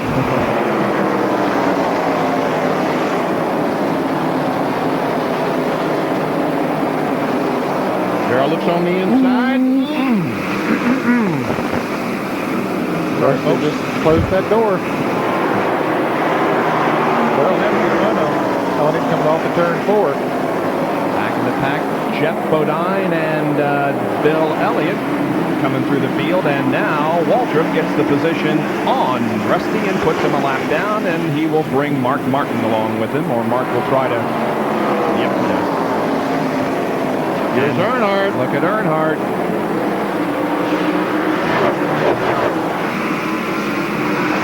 We may be shaping up for a confrontation between some of the guys we used to see battle. That is Earnhardt and Waltrip.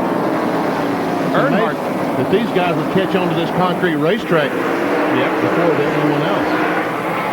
Earnhardt is no stranger to this racetrack. I mentioned that Darrell has won 11 times. Dale has the second highest number of wins among the active competitors with 7 victories.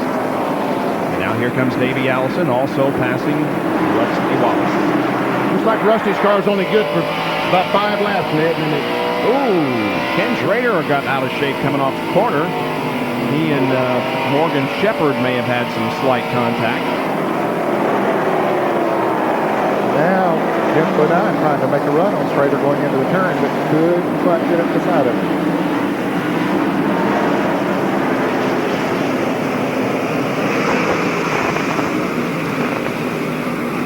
All 6 of those cars there are vying for position.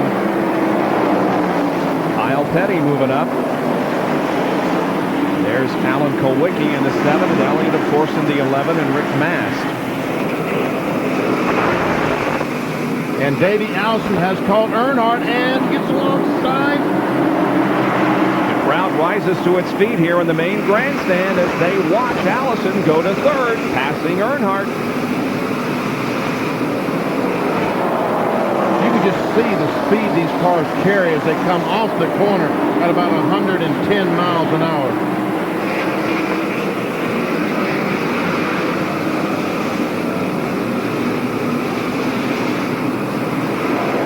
Earnhardt started 23rd. By the 75th lap, he was 12th. He moved to 7th by the 130th circuit. Then he moved to 4th, and now, last lap at the end of 2:21, was running 4th. Had run 3rd there for a little bit, so maybe got around it.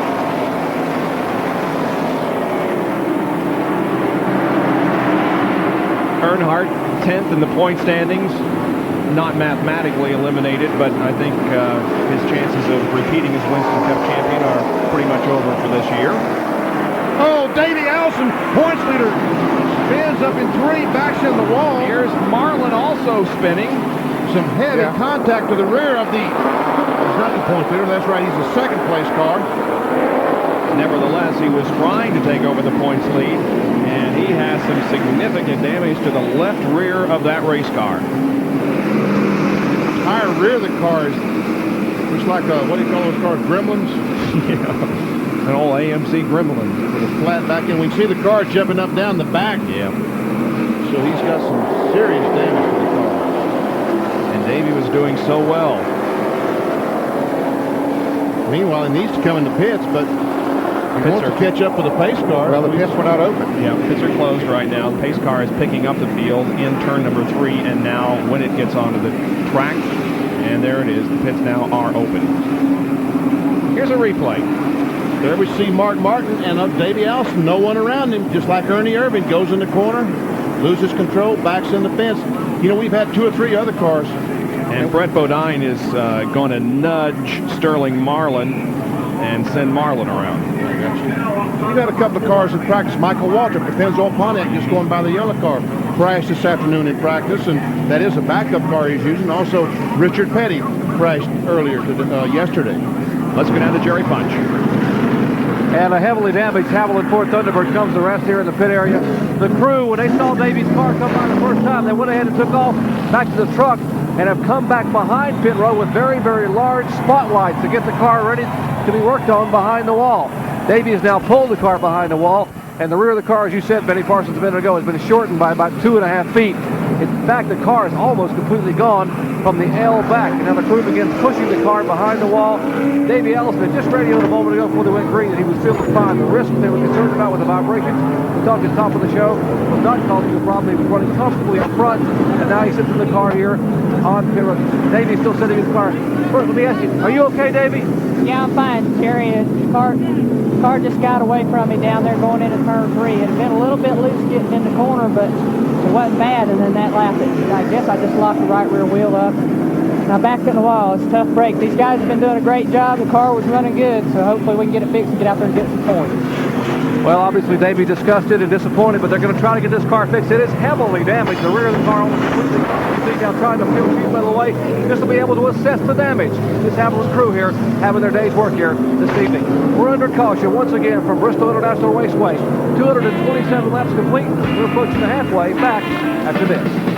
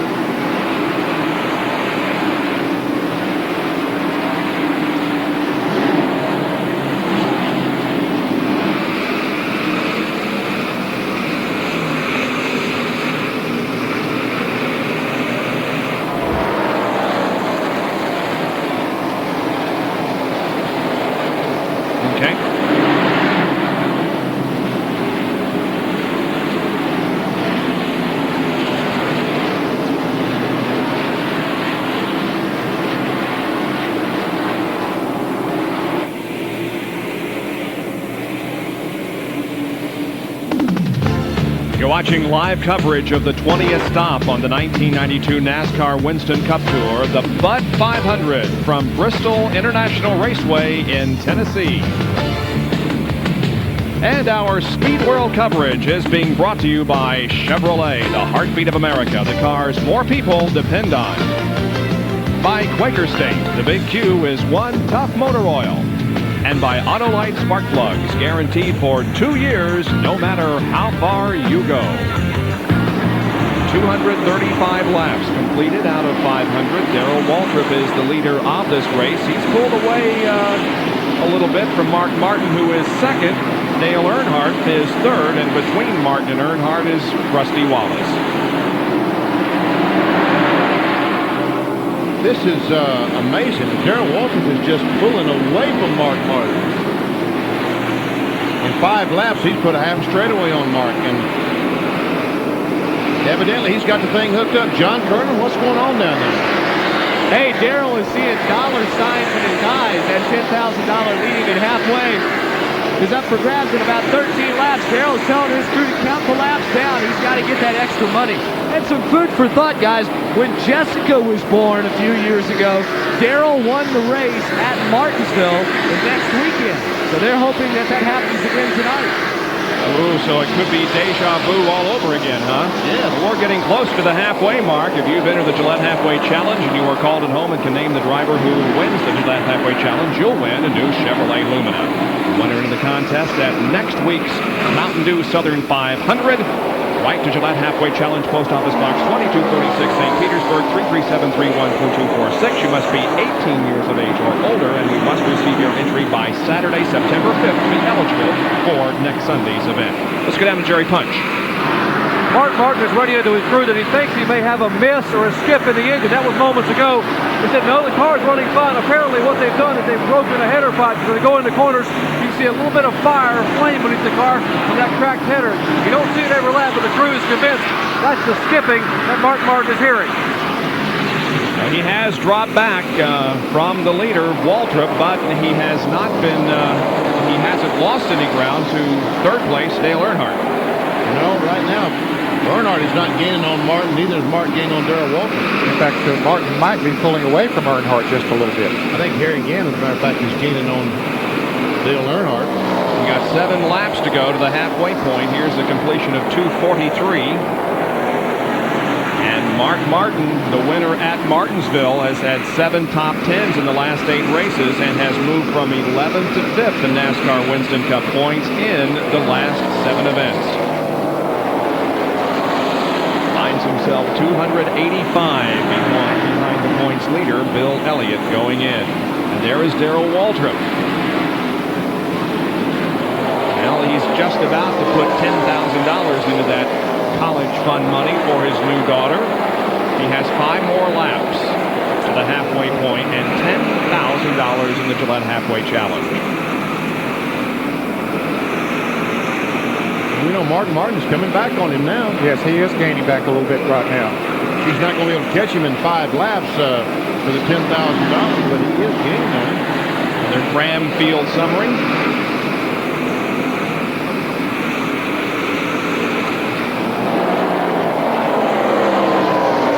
They're only 12 cars on the lead lap now. Bill Elliott, one of those, the Winston Cup points leader. Remember, Davey Allison crashed a few laps ago and is behind the wall.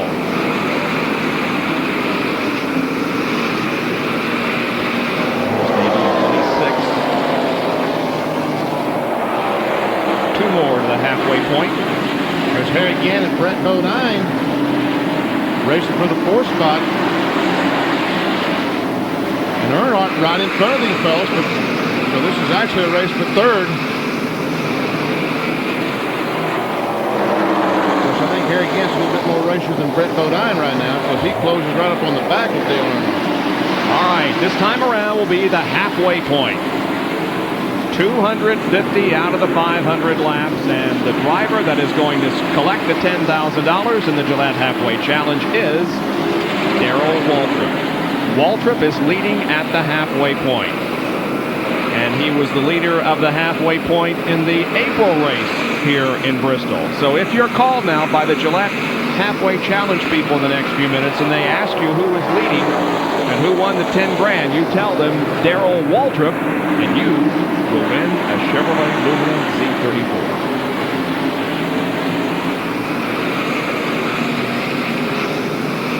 There again, 4th place. He's 3rd place in the points. Better season than last year when he was in 10th in the points, and now as Waltrip moves through, the slower traffic, Martin's right on the back bumper. He has caught him.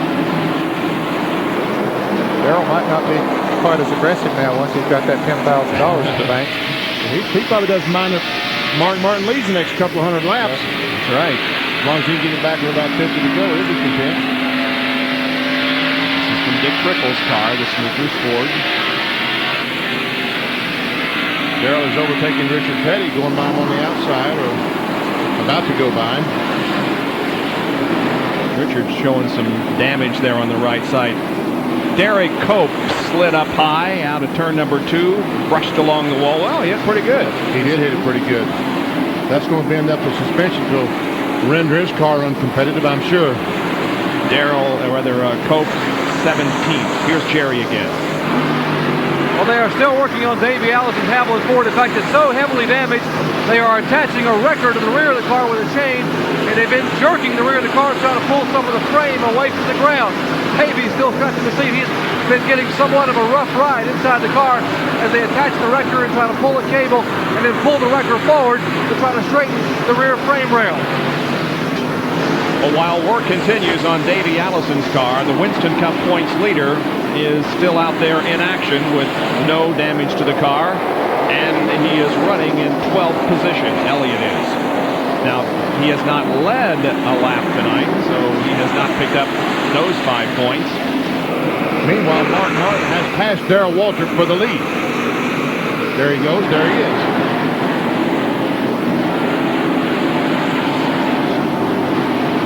Man, action all over the place. We can't keep up with it. It's happening so fast we can't keep up. However, you can always count upon seeing it in replay. And this is how Mark Martin got the lead from Darrell. Going down in turn 1. Got alongside and just made it look easy.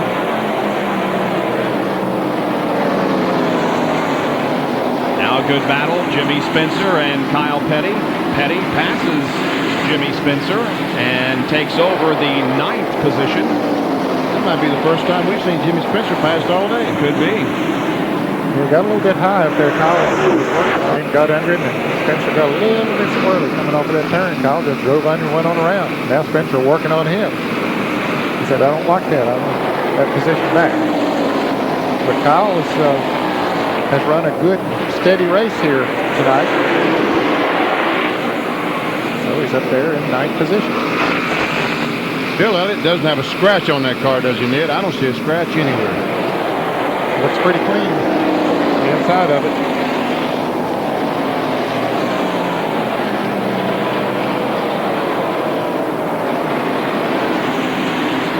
Another battle just a moment ago was the battle between Ricky Rudd and Jeff Bodine. Bodine picked up the spot from Ricky Rudd. And Ricky Rudd, since he was so dominant the earlier part of the race, seemed to have lost the handle a little bit in the end. Yes, the car just doesn't seem to be working as well as it did. He was dominant in the first part of the race, but since they made the first pit stop, it just hasn't run that well. Now, I mentioned a while back that... Here's Mark Martin. Go ahead. Darrell Waltrip. Darrell's keeping him in sight. I don't think that Darrell's concerned about leading the race right now. Do you, Ned? I think that he's content to run his own pace. Yes. Mark wants to run a little bit faster right now than he does, and so he said, okay, you just go ahead and run as fast as you want to out there. I'll run as fast as I want to, but I'll keep you in sight. Well, let's take a look now at our Western Auto race recap. Mark Martin had led 11 of the first 260 laps. We've had 5 caution periods that have counted for 25 circuits, 13 cars on the lead lap, 7 leaders, 8 lead changes, and an average speed of almost 93 miles an hour. Those cars that have led and picked up 5 Winston Cup bonus points include Irvin, Rudd, Bodine, Kowicki, Allison Martin, and Darrell. Now, only 2 cars officially listed as out of the race. Dave Marcus, who crashed, and Terry Labonte. There are several other, however, behind the wall. Tony Glover leads the Mechanic of the Year race from Western Auto with 407 points. Tim Brewer is second, then Donnie Richardson, Larry McReynolds, and Steve Meal. Standings in the Mechanic of the Year competition sponsored by Western Auto. Well, those standings are very close. They sure are. Well. All right, Mark Martin leads. Just put a lap on the number 52 car of Jimmy Means. Second place, right behind him, is Darrell Walton. We'll take another break and be back with more after this.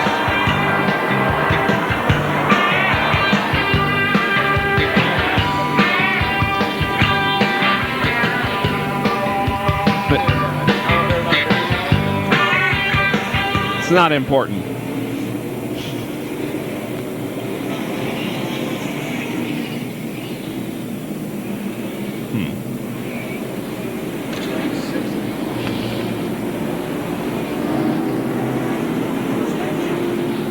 Kowicki was not far from going a lap down. I see why he made that pitch. While we were away, we had our 6th caution. It came on lap number 273, and it involved Jimmy Spencer. You capping in turn number 2. Here's the replay. He's going down in turn 1. Actually, he loses control as he enters turn 1. And around he goes. Bill Elliott, the Winston Cup point leader, barely gets by, and no one else was involved in the spin. He didn't hit anything. There were a lot of pit stops following that, and look who won the race out of the pits. At the top of your screen, just off of corner number 4, keeping the car under 35 miles an hour, Harry Gant wins the race back out and across the line, and so he will be the leader when we return to competition, and that will be in one more lap. And I guess Dale Earnhardt was credited with getting out of the pits in 2nd place, Mark Martin 3rd, and Darrell Waltrip back in 4th. And we're going back racing the next time, next lap. Well board with the furled caution flag and the one more sign and one more lap indication. Gant, Earnhardt, Martin, Waltrip, Brett, Jeff, Ricky, Kyle, and Elliott. That's the way they'll restart. Harry Gant is right in the thick of the battle for the Winston Cup at age 53. He's 135 points behind Elliott in 3rd position, and here's the green flag.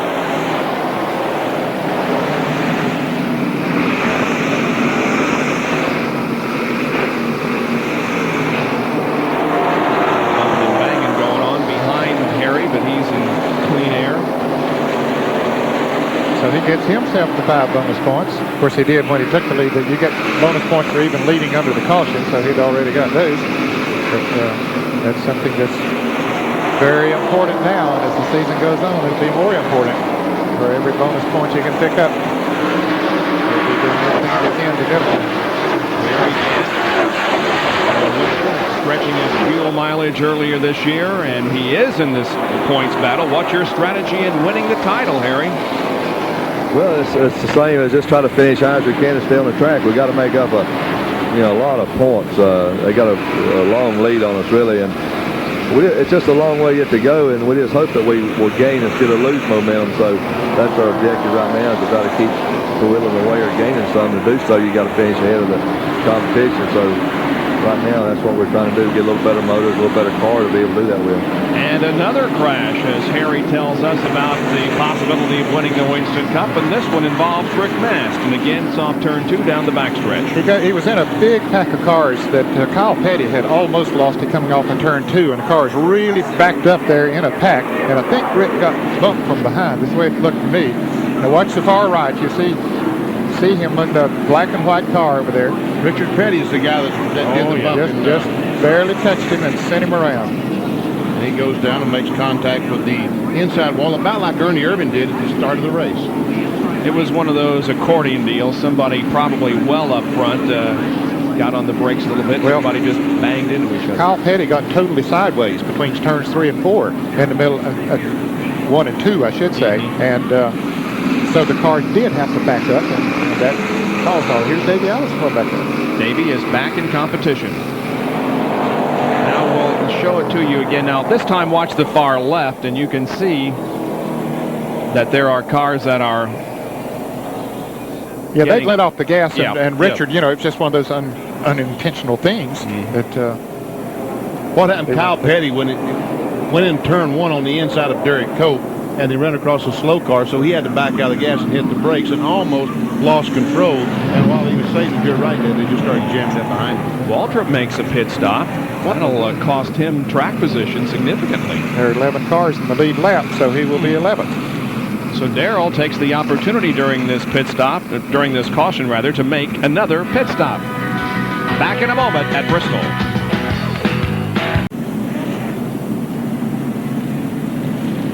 Rick Mast got out of the car under his own power. He probably will spend a few moments in the infield care center. Richard Petty on the Fan Appreciation Tour. 59 starts here at Bristol and 3 wins. His last win was in August of 1975. 26 top 10 finishes, giving him a percentage of 43, and his last top 5 was in 1987 during this race when he finished in 5th position. Now, you'll hardly ever see Richard Petty without the sunglasses and the hat. Why is that? Well, here's Dr. Jerry Punch with this week's Petty Memory. This Richard Petty memory is brought to you by new STP engine treatment. Help stop engine wear before you start. The legend Richard Petty was made on the racetrack, but his aura can be seen in his sunglasses and patented cowboy hat. But where did they come from? My eyes are sensitive to light anyway, so I was wearing some kind of sunglasses. So I got to wearing these, and the wind, you know, would keep the dust and stuff out from behind them. I mean, they was open, you wouldn't sweat and all that stuff. So it just got to be a more and more of a habit deal. And now the only time I take them off, I guess when I go to bed or take a bath or something like that. It's just got to be part of it. And you know, the hat I think came about a little bit later on. I think it's not been going but maybe 10 years or something like that. One reason it works good for me at the racetracks and stuff is that when the Pontiac people are talking to me and I've got on an STP hat, they don't get mad at me, or vice versa, you know, Goodyear hat or whatever. If you always got the wrong hat on with people you talk to, you wear this, you know, you're not out of school either way. So it made it a little bit easier. And then I got in the habit of wearing it and don't have to comb my hair, so that helps too. Back at Bristol International Raceway, where Harry Gant is the leader, and right now Rusty Wallace has gotten a lap back, but the man in trouble is Dale Earnhardt. Yeah, he was in second place when this race restarted, Bob, and he went into turn 1, went very high coming off of turn 2, and he's been up in the high groove ever since, and the entire field is going nice. He got off to a great start when they threw the flag. He went up and bumped Harry Gant like, get out of my way, I've got a fast race car. And then all of a sudden in turn 1, the car got high, and he is going to the back. It's like he's got a solar that's gone or a flat tire or something. Jerry Punch is on his way down there. I'm sure he'll have a report in just a moment. Jerry Punch, you there yet? Yeah, we're here, Benny. What happened when on the restart, the power steering belt and the alternator belt came off? So Earnhardt has no alternator and no power steering at all here at Bristol. Boy, if Dale Earnhardt didn't have bad luck, he'd have no luck at all this year. Yeah, that's right. He got a pretty good run going here today. He's going a solid top 5 car. But remember when he won with no power steering here that time? Yes, I remember that. Boy, he was a tough customer. Yes. Meanwhile, up front, it is still Harry Gant. He's been banging on Rusty Wallace, trying to put a lap back on Rusty. Rusty jumped out there at the start of the race, got back in the lead lap, hoped that maybe the caution would come out.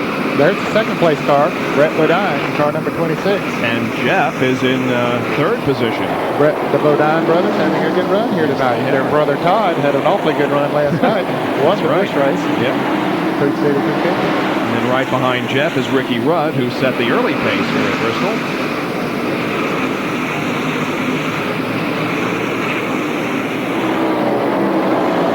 Quaker State Buick, Ford, I'm sorry.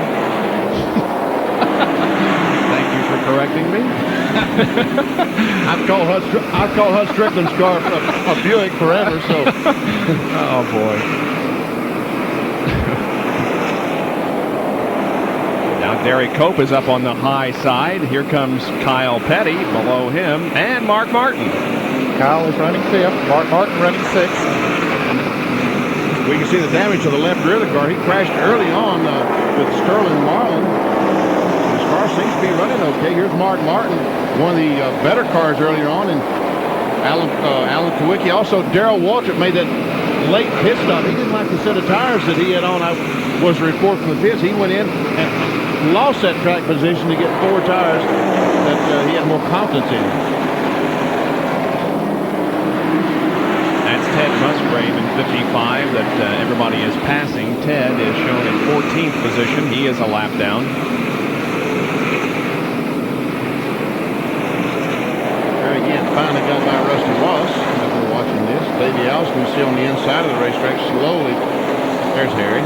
There's Hut Strickland right behind him in the car number 12. Hut was in the pit for quite a while. I'm not sure we ever reported that. He had a brake problem on the Ray Bestis entry, and so he was in the pits for quite a while. In fact, he's being shown now back in the 25th position. Well, Harry won the most recent race, stretching his fuel mileage at Michigan International Speedway. And how about next weekend when we go to Darlington for the annual Labor Day event? Harry Gant is the defending champion there. But the man of the weekend will undoubtedly be Davey Allison, because he can win the Winston Million if he wins at Darlington next Sunday. And we'll have live coverage at 1 o'clock Sunday afternoon. $1 million if Davey Allison in the 28 car. It hasn't been done but once. It was 1985 when Bill Elliott won it. And the guy who did that was the points leader currently, Bill Elliott. Elliott is currently running in 9th position. Kenny Schrader was up beside him trying to take that away, but he couldn't make it stick. Here's a Fram Field summary. There is Kowicki. Darrell Waltrip. You can see them there, 7th and 8th. Earnhardt in 11th place, but he's not far from going a lap down.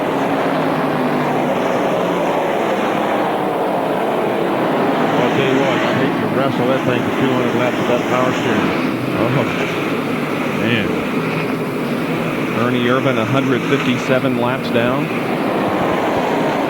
He's back out there. Davey is also back out there. Yeah, he stayed in the car. Yep. I thought maybe while they were stopped for that long of a period of time that Bobby Hillin might get in it, but Davey stayed in.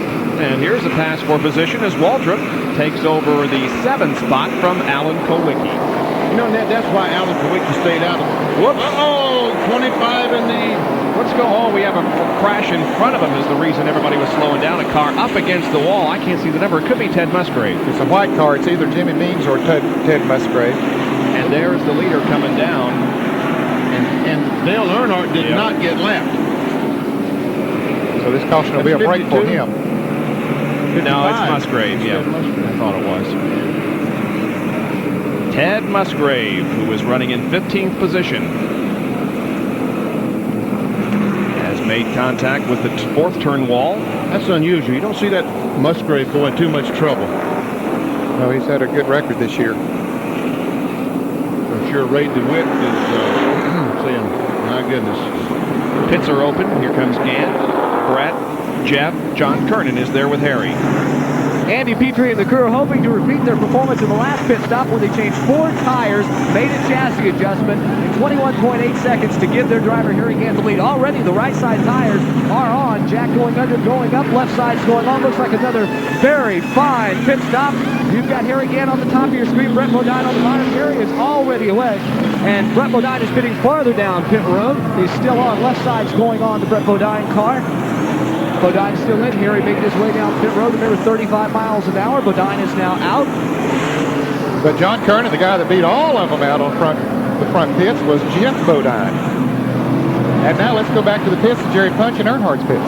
And a big break for Dale Earnhardt, who was about to go a lap down to Harry Gant. They have put the hood back down. They put the power steering all the way to Milton. You hear the crowd roaring in the second gear and pulls away. And sometimes it just pays to be lucky on the short track. Earnhardt, who had a problem early on, got a break with the caution flag. The car was beginning to sputter, and it wouldn't have lasted much longer running only on the battery. Well, let's not forget about Dale because he is on the lead lap. Watch the top of your screen. There's Musgrave spinning. And I don't see anybody around him that would have had any contact.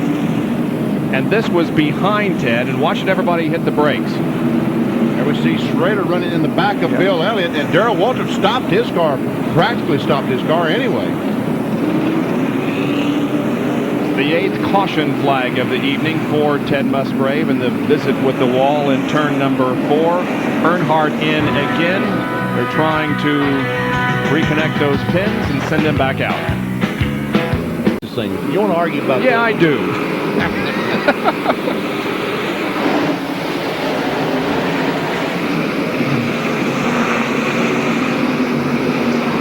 Musgrave looks like he's dragging the chain.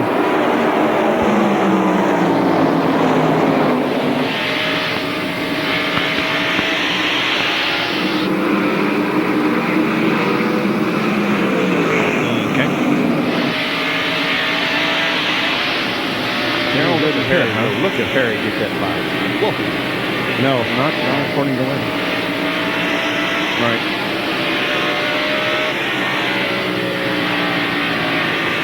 From Jimmy Hensley's in-car camera, the Phillips 66 in-car camera, we watch the leader of the race ahead.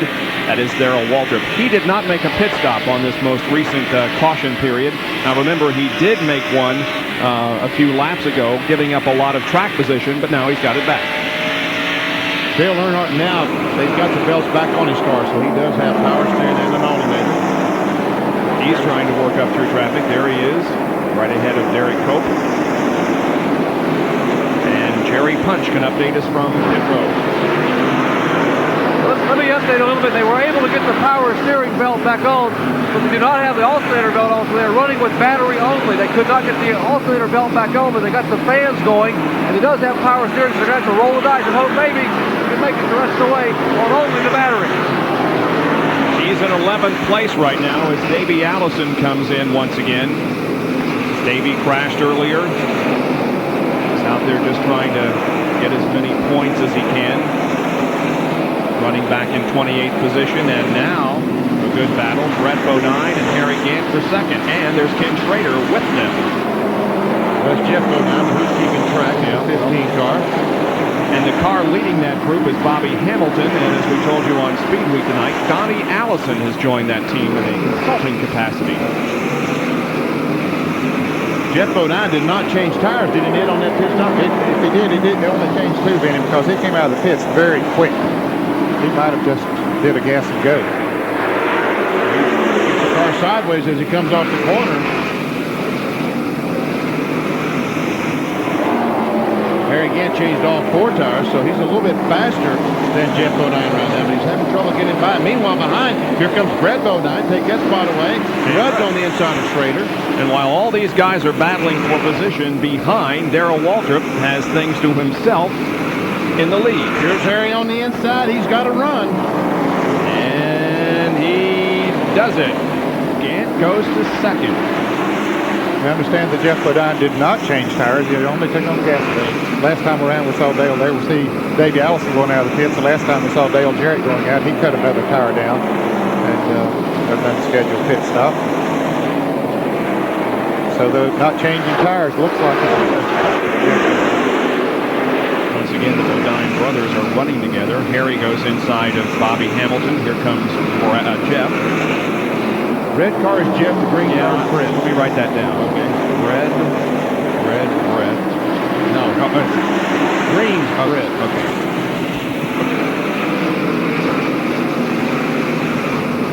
So they've got Bobby Hamilton on the outside where they want him. They got him right where they want him. Yep. Here's Kulwicki and Kyle Petty. They are 8th and 9th.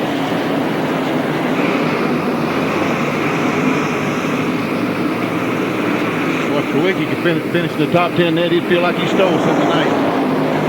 Well, it's certainly not the car he won with here a year ago and in the spring. He was dominant in both of those races, especially in the spring of this year. And you just don't know if it. I assume they take a different setup for this concrete, and especially for the radial tires than in the past, and maybe just missed it. Allen was trying to become the first driver since Dale Earnhardt to win 3 in a row. Dale did it in '87 and '88. But of all those wins, you were talking about Darrell Waltrip a little bit ago. He won like 7 in a row here at Bristol. Yep. There's the brothers going at it. The green Bodine, Brett, is on the inside of the red Bodine, Jeff. Come up on Davey Allison, and Jeff might pinch Brett down on the inside of the track. Let's see what he does. He'll let him go ahead, surely. And Davey just went out of the way. Brett, I believe Brett tapped him just a little bit coming off that corner. Yep. Boy, Davey is just having a terrible evening. Now he's shortened the car up on the front end. Caution period number 9 is upon us as Allison's car is stopped here on the main straightaway. Let's look at it again. There they are coming off of turn 4, and they come up on Davey. Davey tries to get out of the way. Well, I don't know. I don't know. It's hard to tell if he from that touched him angle. or not. It was hard to tell. Maybe this angle will help. I don't think so. I don't think he touched him. I think with the spoiler, no spoiler on the back of the car, I think when he turned it, the back end just came around. Here's one more angle. Let's see if we can see. No, I don't think so. Don't believe it did. Nope. Nope. No contact. Darrell Waltrip is in. Here's John Kernan. It's a 4-tire change for Darrell Waltrip. His crew is timing Harry again, seeing that Harry was gaining a little bit faster. Remember, Harry did come in, change 4 tires on that last pit stop. Right sides are on, left sides are going on. Several cars did stay out, including Brett Bodine. Harry Gant now beats Darrell Waltrip down pit road, and Darrell is away finally. And of course, Jeff Bodine also came in. He was not doing so well with not taking on tires the last time. Again, Schrader in, Earnhardt back in. You can see his car there at the end of pit road. And Bill Elliott coming in on the backstretch. Wonder why Bill Elliott is pitting back there, because he qualified 19th, and they only had 18 spots on the front, so he had to pit on the back. Decided disadvantage to being back there because all the cars on the front get to pit, and then you got to go in pits after that, so you got to restart behind them. 169 laps to go in this race as we are under the 9th caution period of the evening at Bristol International Raceway.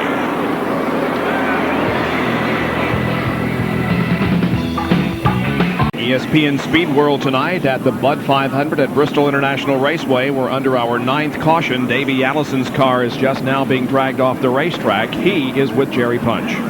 Bobby has climbed down to the car, walking back here across the wall, getting a nice cold drink. Davey, it's been an unbelievable night for you.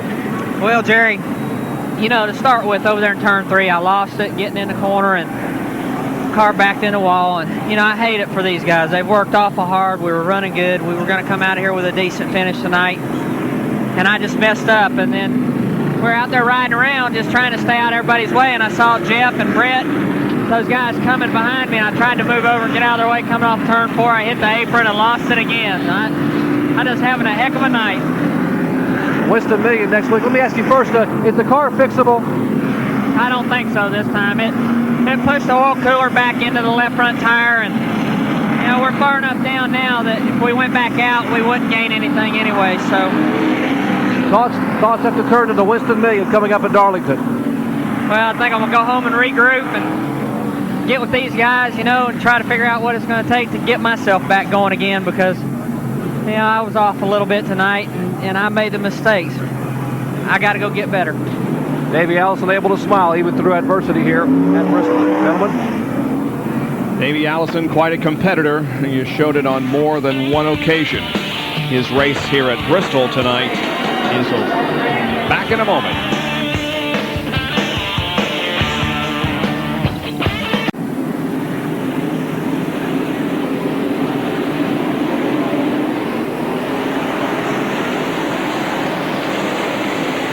Just as you rejoined us on lap 340, the green flag comes out and we are back to racing. Brett Bodine is the leader of the race, followed by Ricky Rudd. Now Rudd is the leader. And here comes Rusty Wallace trying to get that lap back, still trying to get that lap back.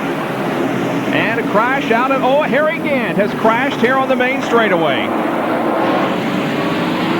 Let's see. How about that? Yeah, Rusty's going to race him back. Harry down on the middle of the racetrack. There's a groove up there. They can race back. Everybody else should slow down. And out in turn number 2, Alan Kowicki and Mark Martin have spun. And Rusty did not, as you indicated, get the lap back. And Mark Martin has some damage, some heavy damage to the rear of his car. He is backed in the fence pretty good, it looks like. And look at the sparks. Oh, the front's banged up as well. He's got damage all over the place. Now, this is the incident here on the main straightaway involving Harry Gant. Watch the back. It looks like he and, was that Ernie Irvin down there? No, Michael Waltrip. I believe the yellow car just got together a little bit. And sent him spinning around. Harry is still parked right there. His car hasn't moved. I think the rear end is really pushed back. It looks like sitting there as we see him coming off of the turn here. Another angle. You can see how it hits the wall. Boy, it gets up on the wall back there. Hard. And I think the rear end is certainly out of its normal position back there. Now, while that was happening, out in turn number 2, this was going on between Kowicki and Martin. Now, Betty just barely got through. Man. I don't see too much damage to Kowicki's car. Well, certainly 2 cars that were very capable of winning this race have sustained damage. Let's go to John Kernan. Well, they're having a problem right now with the left front lug nut that fell off. Alan Kowicki now pulling down. Like you said, it doesn't look like there's a whole lot of damage, just some sheet metal damage. They changed 4 tires. That was the only adjustment they had made. We will talk with Paul Andrews here in a moment to see if there is more of a problem with Alan's car. Harry Gant, yeah, he's going around. 6 cars gone behind the wall, the Mark Martin car, but Harry Gant is coming into the pits. He did get his car running, and so maybe the rear end is not as far out of focus as I thought it was. But there is Mark Martin, and they've jacked the Valvoline Ford up. Jerry, what's going on? Basically damage on all 4 corners of the Valvoline Ford, and Martin, not a very happy camper sitting in the car as the crew now begins to scurry over the entire front of the car, trying to pull some of the sheet metal away from the front area where he just pushed the radiator back in toward the engine. Steve Neal now using an air chisel to try to chisel some of the bumper area away. You take a look down the front of the car, and you see him beginning to try to peel some of the sheet metal back away from the front. They're just now trying to assess the damage with the car pretty much pushed in the front and the rear, while Mark sits patiently watching and waiting for the crew trying to get him back on the racetrack. And they've assessed the damage on Kowicki's car and have found that there essentially isn't any. But there is on Martin's car, and a lot of it. Well, we mentioned if Harry was going to have enough fuel to go the distance. He's got no problem now. Yeah. Anyone else who wants to go the distance, I think, will be able to make it from here. And we have seen several other drivers pit. Kyle Petty went in on the backstretch, and here they're pushing the Skoal Bandit behind the wall. Let's go back to the pits, Jerry Punch. Mark still sitting in the car, pulling his helmet off. Mark, what happened out there, partner? Jerry, I just messed up. I got into Allen or something there. I guess I just cut down when I shouldn't have. I couldn't see him. You're running awfully well. Do you think the car is pretty heavily damaged? Can you get back out? We're going to get back out, try to collect some points. You know, it's amazing down here, guys. These drivers are being extremely honest about when they make a mistake. That's a sign of a true professional. As Mark Martin sits in the car here, we're under caution. Yes, believe it, yellow fever here at Bristol International Raceway. And we're under caution once again. Back with more short track action after this. Stay with us.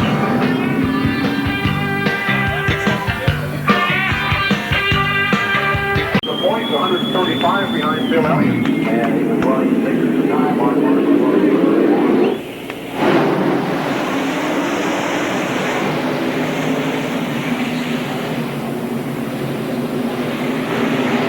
Field is down the backstretch, having completed only 1/2 lap of racing under green. Ricky Rudd is the man at the front of the field right now, with Sterling Marlin and Hut Strickland right behind him, trying to get a lap back. Second in the race is Jeff Bodine. Third, Darrell Waltrip. In 4th position is Dale Earnhardt. Earnhardt, and then Schrader. And John Kernan is with Harry Gant. Well, Harry has climbed out of the Skoal Bandit Oldsmobile. Harry, a lot of damage, got some new trailing arms out there. What happened?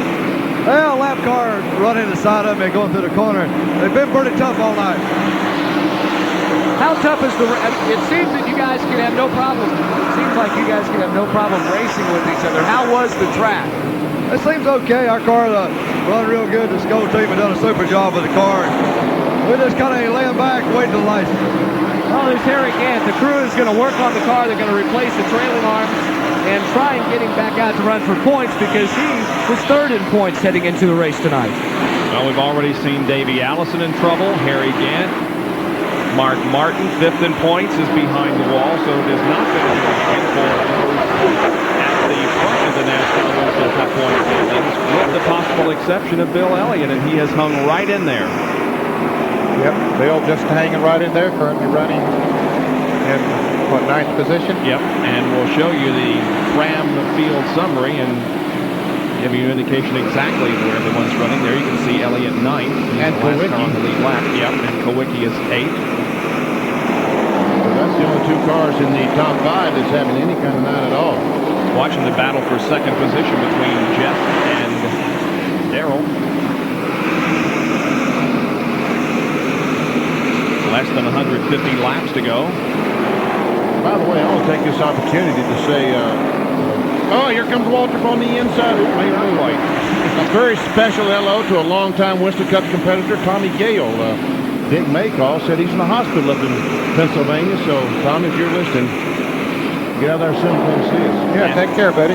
And we also want to pay special thanks as Walter did get the position second from Jeff Bodine. We want to thank 38 Special for their help in putting our Open together for the show. We know they're watching. They're big race fans down in Key West, Florida. Hut Strickland off the pace slow going down the back straightaway in the Revestis Chevrolet. And he went off the pace right in front of Darrell Waltrip. They started off the turn 2. Hut got out of the way pretty quickly. Waltrip had to go very high to get around him. Darrell's dragging something. Well, is he dragging something there? Well, I noticed a moment ago he certainly some sparks coming out of the car there a moment ago, but I think that's a piece of aluminum in the left rear of that car that he's dragging. That's the, he's dragging a piece of aluminum or something on the left rear. A little bit earlier he'd been hit in that. You can see the left rear quarter panel behind the wheel there that bent up a little bit.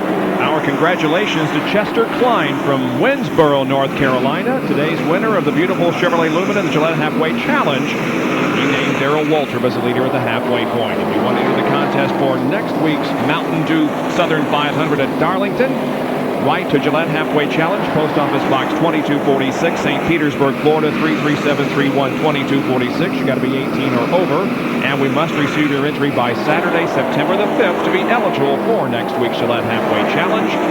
Tune in at 1 o'clock next Sunday for the Mountain Dew Southern 500. There's a 7 car out in the Kowicki trying to get by Kyle Petty. He makes the pass. Takes that spot away from the mellow yellow Pontiac. And you're looking at 4 positions there. Ken Schrader currently in the 5th position. Then Brett Bodine is 6th. Alan Kowicki and then Kyle Petty. All racing. Bill Elliott right behind them in the Budweiser Ford. 5th through 9th.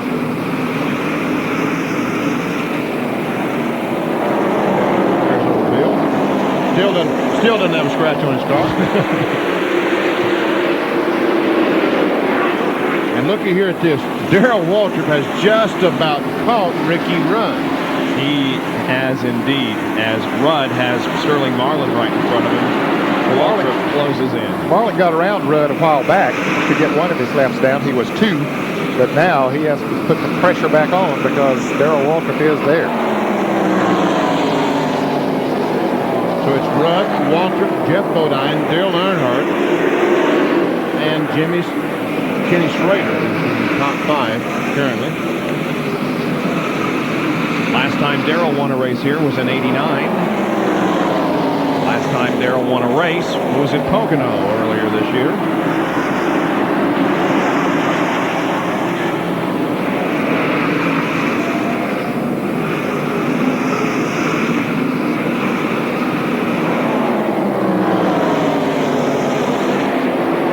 He was running that high groove earlier in the race and now doesn't seem to like it. No, his car's not working up there nearly as well, but it's working on the inside. Yes, it is. There's Waltrip, and he takes the lead. And Kyle Petty's slow. Did he and Rusty get together coming off turn 4? I don't know. He seems to be back up to speed now, but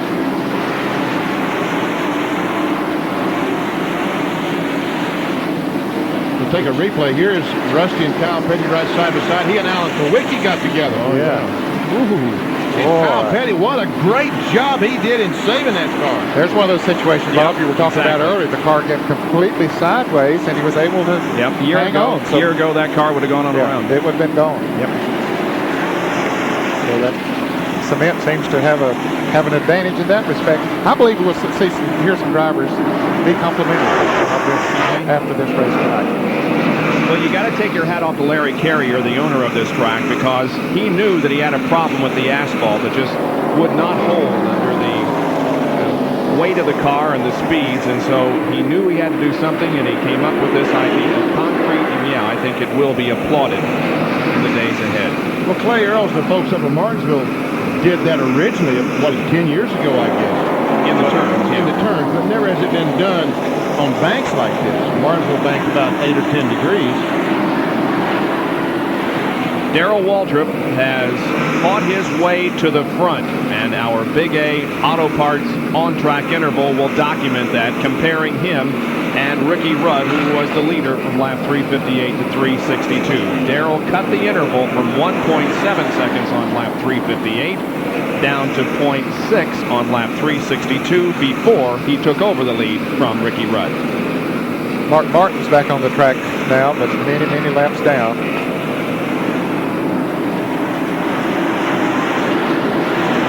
And there is Mark Martin. A lot of damage on all four corners of that car, but Mark is out there trying to complete as many laps as he possibly can. We're 374 laps into the 500 lap Bud 500 at Bristol.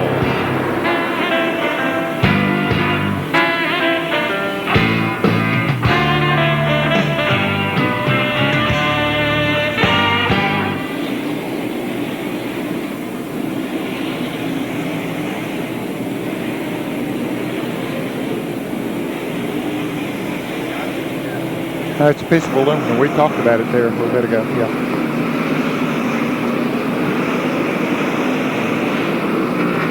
Jeff Bodine not doing too shabby.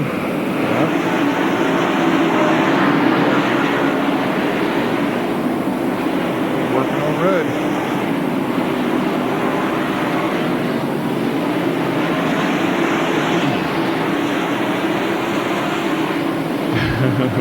That's unbelievable. The engine's coming from the same place. But did Rudd stop on that last crossing? Probably be 20 laps short.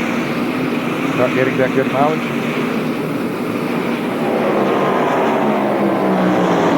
Darrell must really be riding right now.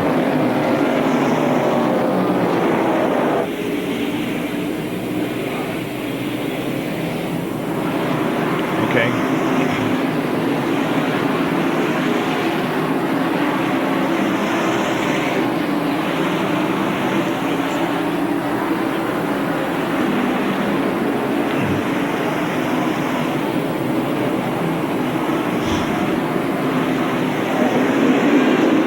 We are back at Bristol, and this sign shows a lot of class and a lot of ingenuity on somebody's part. Look how they have put the ESPN letters together with East Tennessee send hope and prayers to everyone needing help due to Hurricane Andrew. And we certainly back up that statement and hope that everything goes well in the days ahead as the people of South Florida put their property and their lives back together.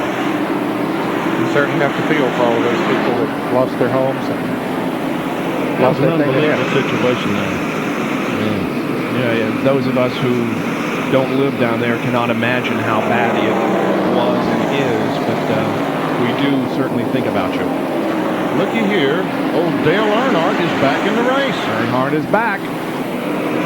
He has caught Jeff Bodine and trying to take that third spot away, and Bodine had caught Ricky Rudd, so I think if Earnhardt can get in front of Bodine, he'll be able to pass Rudd. While we're watching that, Brett Bodine was going backwards as Kyle Petty and Bill Elliott got around him. There we see Kyle, Bill, and Brett Bodine.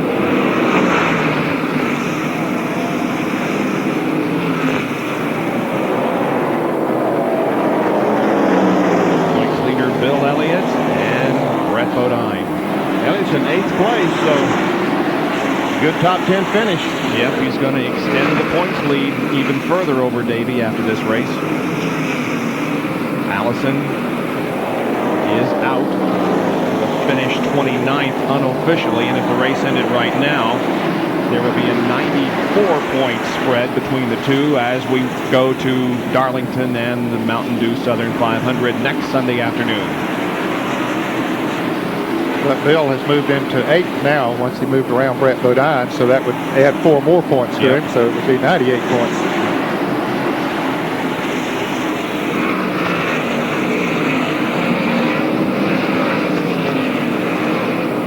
And there's the leader. It looks like Darrell Waltrip is really riding right now, just taking it easy. Car seems to be working perfectly for him, and he is able to take it easy and still pull away. Yeah, that's right. He's taking it easy and maintaining the distance between himself and Ricky Rudd. Second, third, and fourth here. Rudd, Jeff Bodine, Dale Earnhardt. That battle seems to have really stabilized. I don't know if the cars are just that even or the guys are exhausted. They almost look like the guys are just exhausted. Well, they got to be tired, but I'm sure as many caution flags as we've had here tonight, that has helped them tremendously. Yep, they have had a chance to relax on occasion. And they only have a little over 100 laps to go now. 391 on the board.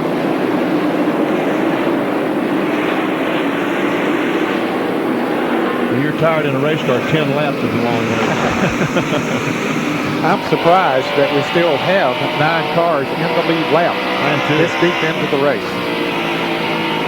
21 car of Morgan Shepherd has had an up and down evening. He currently runs in 14th position, 2 laps down. Dick Trickle has also had an up and down evening. He's in 26th position and is numerous laps down and is still carrying our Ford telemetry. He's still running 128 miles an hour. Not bad. No, not bad at all. And that's, is that Musgrave in front of him with the rear end tore up? Yeah, I think it is. Tore up so bad you can't see. Yeah, it is. Head had to spend a good bit of time in the pits after he hit the wall, so he's a number of laps down himself. In fact, he's in 22nd position, some 22 laps behind the leader. Jimmy Hensley still running, carrying our Phillips 66 in-car camera. Jimmy is, let's see if we can find him. 10th. Yeah. He's just 1 lap down. Not a bad run. Oh.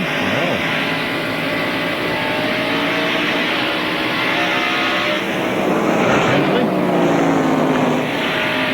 I like that car with the yellow stripe on the bottom of it much better than before. Yeah, it shows up a little better.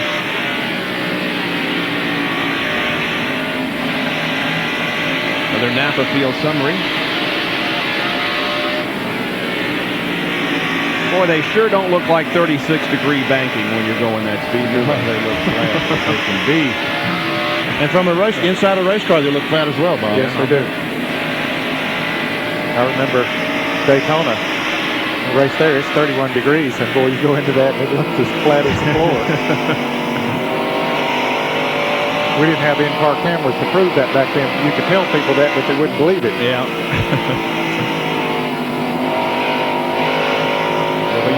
You drove here, I would imagine, when they were 22 degrees. Yes, yes. It was banked its current degree after I quit racing. And thought 22 degrees was pretty high back for a half-a-mile track. There's the second place car, Ricky Rudd. Jeff Bodine is third, and Earnhardt trying to get alongside. No, didn't make it. Now, Earnhardt, the report was they put the belt back on the power steering, but it's still off the alternator. Well, they went back in again. They might have. Maybe they did. I don't know. I really don't know if they've got a belt on the alternator or not. 400 laps complete. And you ask why do they need an alternator? That's to keep the battery full of juice to run the fans, the pumps, the cooler rear end, the transmissions. Also, the ignition requires a tremendous amount of juice from the battery. And Jerry says that they're only got power steering back, but they don't have the alternator back. So you're right, it's draining a lot of power off of that battery. Second, third, fourth. Rudd is second. Jeff Bodine third. finish there, as you can see, equal his best finish of the year. Yep, Jeff has not won one this year yet. Now they move around Richard Petty. Richard is 16th in his final performance at the Bristol High Banks.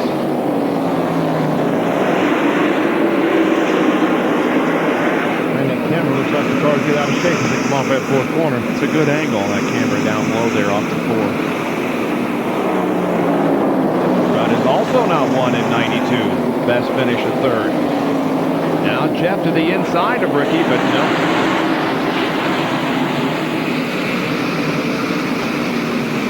Good little battle. It's been that way for several laps now. It's a great battle.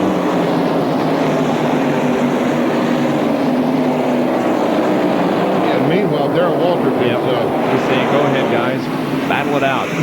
Please, whatever you do, just keep on battling, because I'm riding around and enjoying the evening air. And he's got about a full straightaway advantage now on second place. We have no traffic at the moment. Just riding easy.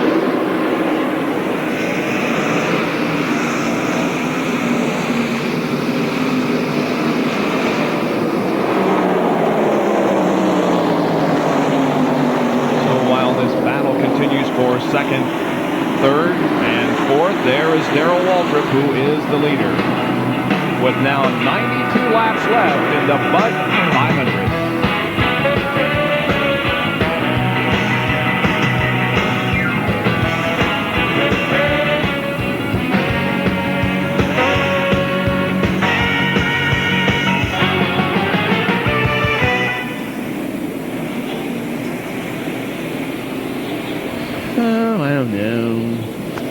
Hey, guys down the pits, is there any word about fatigue down there in the drivers? Come back, Vinny. I couldn't hear you. Yeah, what? Is there any word down there about driver fatigue? Haven't heard anything. I haven't heard anything either. Okay. In fact, I've heard the track apparently feels pretty smooth to some of these guys in the last little bit. I asked Dave, he said, hey, it felt pretty smooth to him. Except when he was spinning sideways. Yeah. A couple of cars out there that look like the drivers are pretty gone.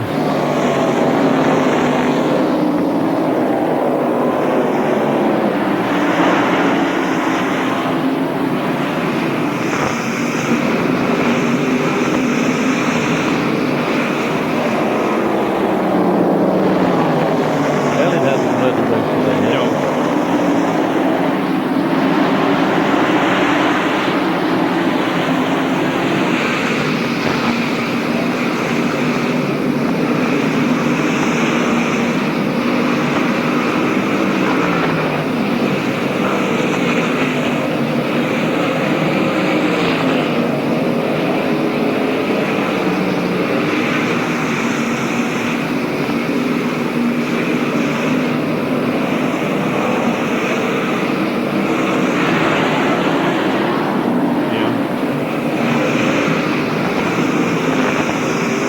Richard? Okay.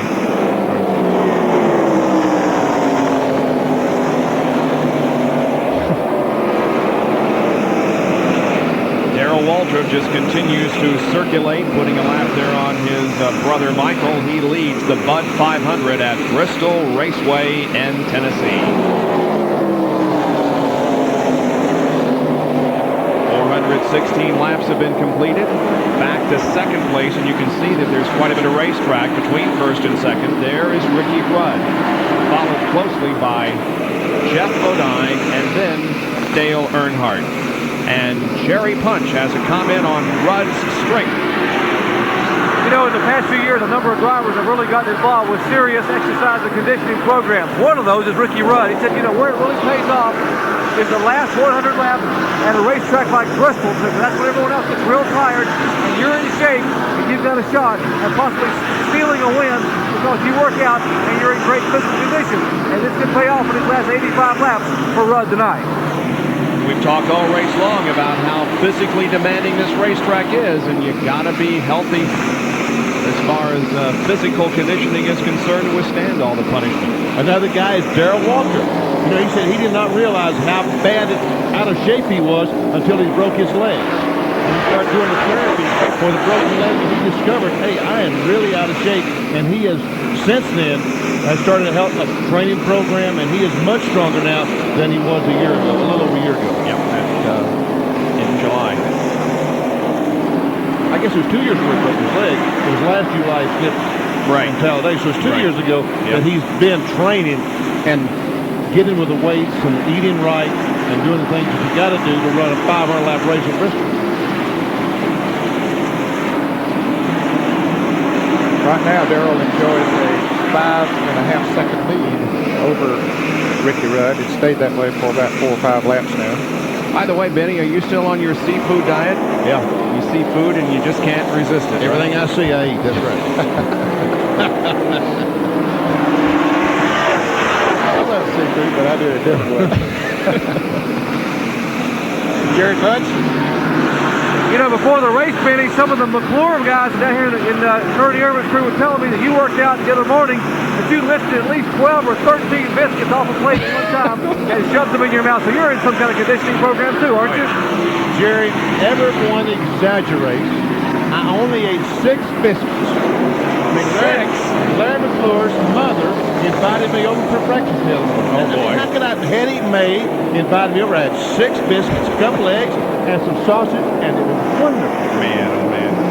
Brett Bodine was leading at one point, ran up in the top 5 for a long time, and now goes a lap down. Brett Bodine loses a lap. He is in 9th position, so that means now that 8 cars are on the lead lap.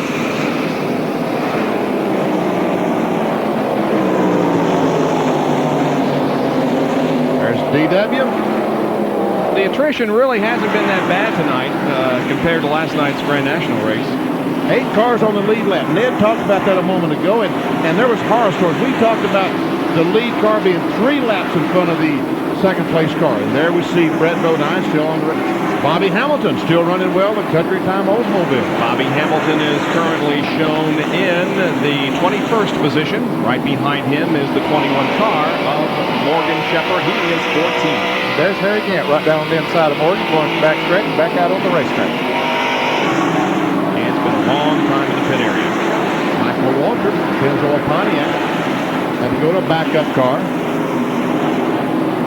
He's currently running 15th. He's 3 laps down.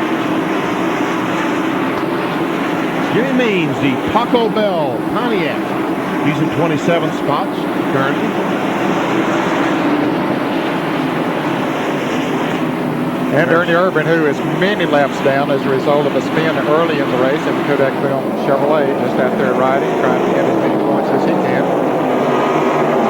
There's a second place car, Ricky Rudd, the Tide Chevrolet. Third place, Jeff Bodine, Motorcraft Ford, and Earnhardt. There he is, the GM Goodrich Chevrolet. Just a couple of car lengths back. This is 2nd, 3rd, and 4th. For the Ernie Irvin fans, he is currently in 29th position. 66 car of Jimmy Hensley is in 10th position, just a lap down. Kenny Schrader, the Kodiak Chevrolet, is currently 5th. He's had a good, consistent run tonight. I don't think he's ever been out in the top 10 for any length of time. Stayed right there. And Kyle Petty, car number 42, the mellow yellow Pontiac. Kyle in the 6th position. There's the Interstate battery car, Dale Jarrett. He spun earlier on with Sterling Marlin. Dale is in 17th spot. He's about 7 laps down. Jimmy Spencer, the Food City Ford. This is the Dick Moroso entry. The first time in Winston Cup racing for a pretty good while. He goes by Dale Jarrett. Let's see, the 20 car is in 20th position. Benny, he had to go in for a little while after he hit the wall. That is Derek Hope, who has also had contact with the wall. That is in 10th position. And you can see he's had contact on the inside of the car. Of course, that's when he got into the wall. Yep. Bill Elliott. Wally Dallenbach, Keystone Ford. And let's see, where is he? About 19, yes. Here's Jim Sauter in the 71 car. Jim is running 18th. 7 laps. Alan Kowicki, the Hooters Ford, is running in the 7th spot. His car number matches his position on the racetrack. There's the King, Richard Petty, still out there. And Richard is 16th. He's 5 laps down to our leader, Darrell Walter. Rusty Wallace, remember Jingle Draft Pontiac? Never did get that lap back. He's still a lap down and in 11th position. Jerry? You know, there was some speculation earlier that there was a possible Ford in the Rusty Wallace shops back in Mooresville, North Carolina. They confirmed it today. There is indeed a Ford in the Penske South shop. Unfortunately, it's not a T-Bird. It's a 1929 Flathead Roadster that co-owner Don Miller took to Bonneville last week and set up a land speed record. Get this, guys, with a Flathead Roadster, Ford engine, 152.908 miles an hour. It puts in the old mark by some 11 miles an hour. So, yes, there's a Ford there, but it's about 60 years old. How about that? There's Bill Elliott, and he's in 9th position and not too far from being lapped. Oh, this would be take all chances of winning out there. It wouldn't take all chances out, but it would certainly be a major setback. Yeah. Dim the Waltrip's on the inside, and he's got him. Ooh, they get together a little bit. They did touch. Yep. Wow. Apparently didn't hurt either one of them, but could have been a rough situation there. Napa Field summary. There's Richard Petty on the inside as these guys go right by him.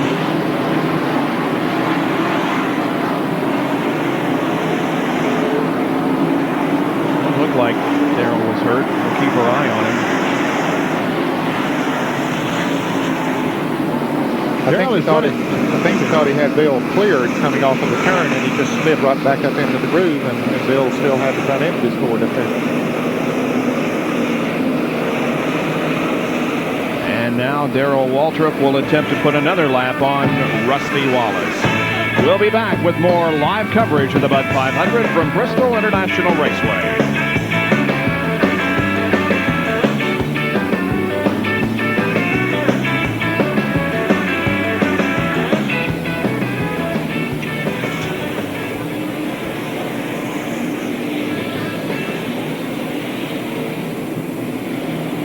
Sorry, Danny, didn't mean to step all over you there. No problem. I probably didn't have nothing important to say anyway. Have you already forgot? Yeah.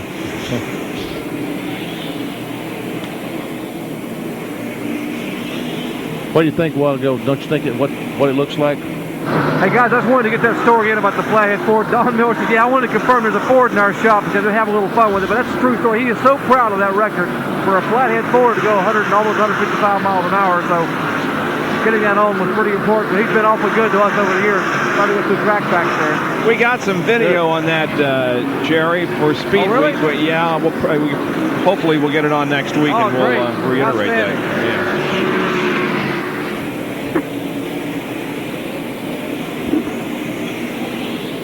Ooh, Earnhardt got a little bit loose.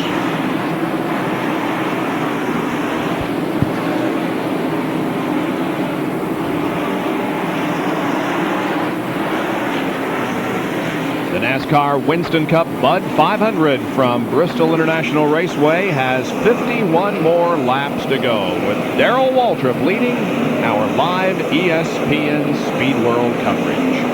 Leading handily. Yes. Now he's put enough of them a lap down that there are only 7 left in the lead lap. Alan Kowicki running 7th. He's about 2 seconds out in front of Darrell Waltrip at the moment, so he's safe for a little bit from going a lap down. Darrell Waltrip finished 25th in this event, in the event that was held here in the spring, is looking to add victory number 12 here at Bristol. Many people forget that Harry Gant pulled off that outstanding victory at Michigan just 2 weeks ago, but this guy finished second.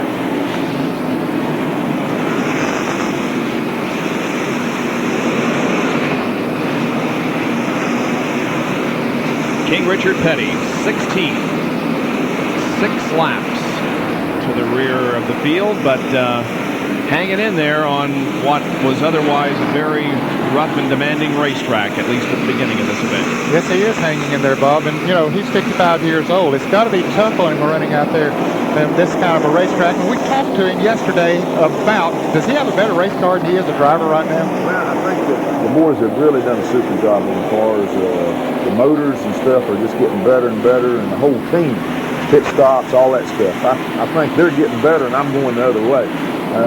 No, I don't think that I'm near as capable of driving a race car as what I used to be. You know, it's not that I'm not capable of driving it. My focus is so much different now than what it used to be. So even when I'm running a race, I think I'm completely focusing, but I know I'm not. I don't know really how to explain the deal. I guess that what I've been trying to do this year is stay out of trouble is one thing. But, you know, I'm trying to enjoy what I'm doing. I mean, you know, if I get to race with somebody and I can do it pretty comfortable, I race with them. If I'm going to have to strain too much, I sort of let them go. I'm not as competitive. I guess that's what it winds up being. The bottom line, I think the team is probably the best it's been in the last 4 or 5 years, and the driver's probably the worst it's been, so still showing up to be about the same. We've heard some honest comments tonight from many drivers. Mark Martin and Davey Allison both admitted they made a mistake on the racetrack, and now Richard Petty with some brutally honest comments about his ability in comparison to his car and the race team. I think that does say that whoever is picked to take over that car next year may have something to look forward to. I think they have a good team. They are definitely coming back and are running much better. He's qualifying better this year, although he didn't qualify that good for this particular race, but he's had some good qualifying runs this year and has had some good runs at several racetracks. So, yes, I think the team is a good team. Jerry Punch with another comment on the current leader of the race, Darrell Waltrip. Before I comment, we might congratulate Jake Elder on being named Western Auto Mechanic of the race here. He's the crew chief for Darrell Waltrip, and what a job they have done here. Now, by their calculations, they may be 1 or 2 laps short. It's going to be very, very close. Talking about the car number 17 of Darrell Waltrip on fuel. They have told Darrell, they've given him the figures, let him make a decision. Darrell said, I'm going to try to conserve as much fuel as I can. They also know that the 5 car and the 15 car cannot make it. Both will have to come in with about 12 to 14 laps to go. So it's up to Darrell Waltrip to be able to save enough fuel to win it here at Bristol. That's interesting. I would have thought that most of them could have gone, but they do use a lot of fuel on this racetrack. They turn those engines a lot of RPM. There are 38 laps to go. So this race is not over yet, despite the fact that Darrell has a commanding lead at this point. He has to have to stop for fuel. That means that someone has to go all the way, because he's got a half a lap. And if they all have to stop, he should be able to comfortably stop and put in a splash of fuel and go on. I would think that he would get as far as anyone else on fuel. Look at the second place battle is heating up again. This is Morgan Shepherd's car right behind him. Ricky Rudd, Jeff Bodine, also Dale Earnhardt. Right behind this battle is the 66 car of Jimmy Hensley, and we'll watch now this 3-car battle for position up front. Well, we had that trio covered there, didn't we, from the front and the rear? That's right. Now Jeff passes Morgan. Here comes Dale. In the meantime, Kenny Slater has just about caught this group of cars. He was about a half a straightaway behind, and he's now only a couple of car lengths behind. I thought he was. Yeah, he is. He's right behind Hensley.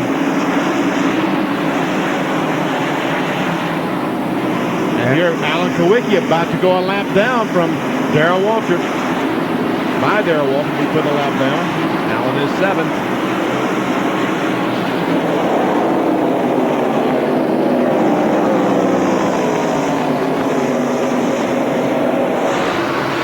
So the Tide crew gets ready for a possible pit stop by Ricky Rudd. What they were doing there was getting their squirt can full of gasoline so they can squirt some gas in the carburetor if the 5 car runs out. Okay. Ricky Rudd himself will make the decision as to whether he will come in for a fuel stop or try to go the distance. We're 30 laps from the end of the Bud 500.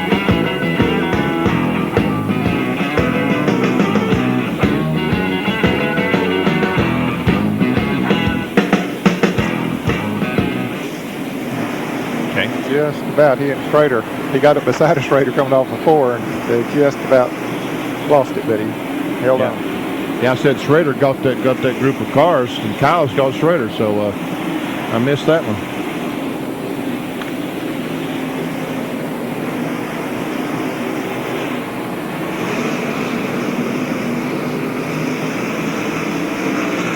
Man, Darrell's getting up off that corner, ain't he? Sure is. That car's hooked up.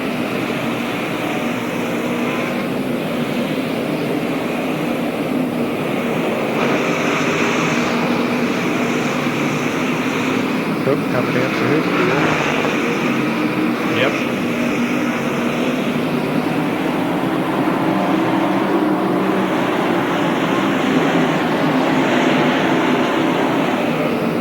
Not much we can do except just watch this fuel battle. There's only... We got some good battles. I mean, the 5, 15, 3 and the 25 and 42. Yeah, good race. There's only 20-some laps to go, and that'll go by real quickly. Yep.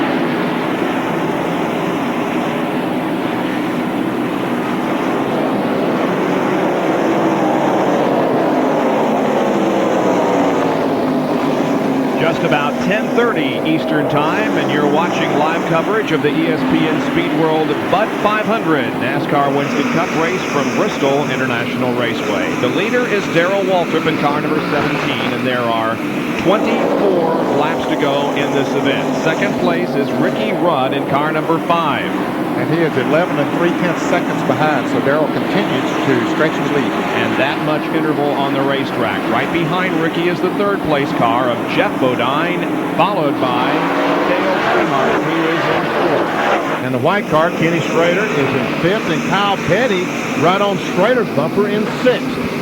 We do have some good battles on the racetrack, and the question is, how will the fuel mileage go? The word is that Rudd and Bodine and Earnhardt are all going to have to stop for fuel because they can't make it to the end. The question is, can Waltrip make it to the end?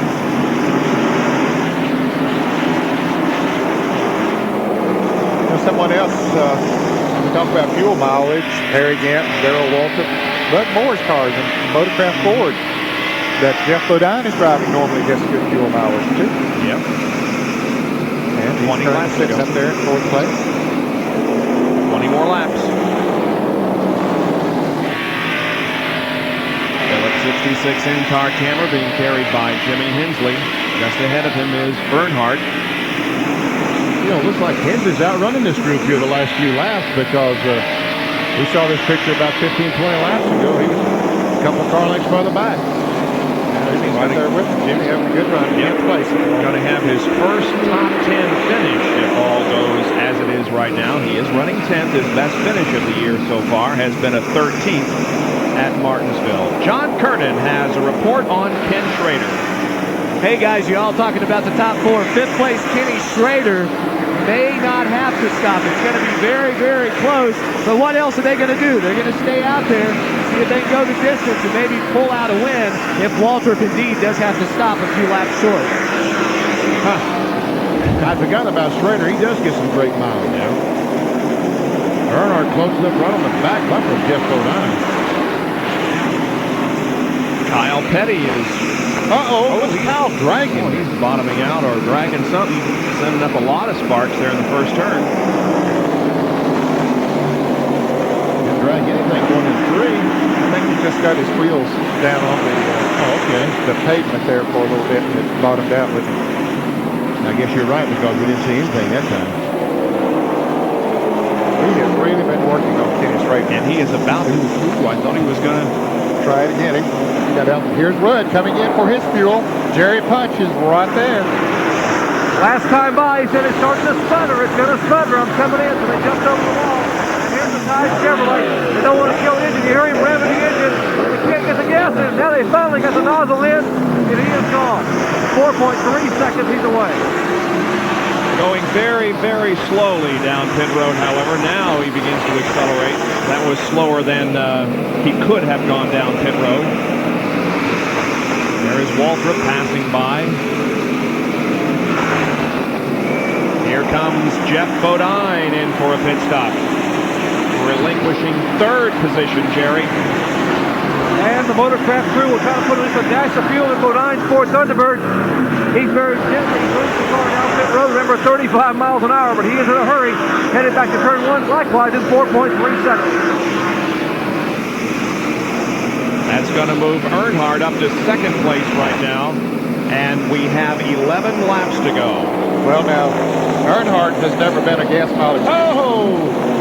Earnhardt went in on the apron of the racetrack and almost ricocheted off the 26 car. I don't think there was any contact there, but Earnhardt drove the thing way down on the flat of the racetrack. Some heads-up driving by Brett Bodine just to move up the racetrack and give him the room that he needed to dash in there. Less than 10 laps to go now for Darrell Waltrip. There he is in turn number 3. This will complete lap 491. 9 to go. And Jeff Bodine ended up with about a straightaway lead on Ricky Rudd in that fuel stop exchange. They both went in, spent about the same time, and Jeff really got in and out the pits very quick. Waltrip still with a very comfortable advantage with 8 laps to go now. However, his team is there with the gas can if they need it. They're ready. They've got it ready. Dragging from the left rear of the car. He's been that way for 150 laps or Long so. time, yeah. Just a piece of aluminum. No problem with it, though. And Jeff Bodine is off the pace down the front straightaway. He and Earnhardt battling side by side. Well, we see Hensley going by. Yeah, Jeff is off the pace. Significantly. And he's coming back in the pits. Yep. He's got a flat tire, apparently, and will bring the Motorcraft Ford in for a second stop here in about 5 laps. And so the very good run that Jeff Bodine had tonight is not going to show that way in the final standings. Well, just 5 laps to go. Yeah, just 5 to go for Darrell Waltrip. Now just 4 laps to go, 2 miles. Doesn't have enough fuel to go all the way.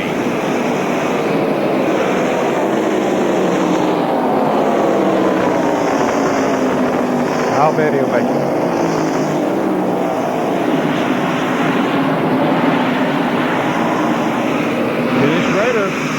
We feel like he can go the way. He's still out there. And Kyle Petty's still on his bumper. But what about Earnhardt? He's still there. Second. Yeah. He's still there. He hasn't went in the pits yet. 2 laps to go for Darrell Waltrip. Next time around, be the white flag. And Darrell will have his second win of 1992. Going with his victory at Pocono. It'll be his 12th victory at Bristol International Raceway and his 7th win in the fall race, the night race. White flag is out. He's on his final lap. Less than a half mile to go now. Looks like the crew is celebrating already. They know he's got a 1. He could probably coast the rest of the way. Here's Waltrip off of corner number 4, and the checkered flag waves. Darrell Waltrip has won the Bud 500 at Bristol. Jay Gelder, the mechanic of the race, works his magic, takes Darrell to the victory. Second position goes to Dale Earnhardt. Third was Schrader. Fourth, Kyle Petty. And in 5th position was, I believe, Alan Kowicki. Was it Kowicki? Alan Kowicki finished 5th. Bill Elliott was 6th. So he will definitely add to his points lead over Davey Allison, Gant, and the others. Darrell Waltrip pulls his car to the Union 76 flag. And let's go down to pit road. Oh, very, very happy crew right here. Jake Elder getting congratulations all around. Well, Jake, not a bad night for you, mechanic of the race. You also win the race, a good running car. It wasn't just fuel mileage tonight that won it for you guys. That's a good race tonight, and I'm glad to see Darrell win a race like this. The whole crew, too. They done a good job. Everybody done a good job tonight. You guys apparently found something early on where you can work in that high groove. Was that the game plan going in here, that you figured you'd get up there and run as well as you did? Well, yeah, we've been working on that all week up here. We can run high or low. It seemed like he could run a little bit better high to good low. Well, you see the big smile on Jake Elder. We'll let you go to victory lane now to visit with a very happy Darrell Waltrip. And it's Suitcase's first win as a crew chief since 1986 and his 53rd as a crew chief in NASCAR Winston Cup competition. Darrell Waltrip wins at Bristol. We'll be right back.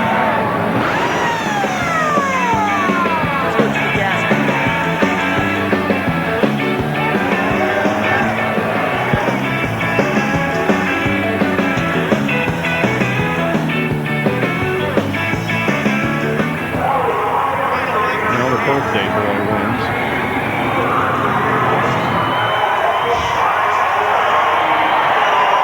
He'll still blow that boat up.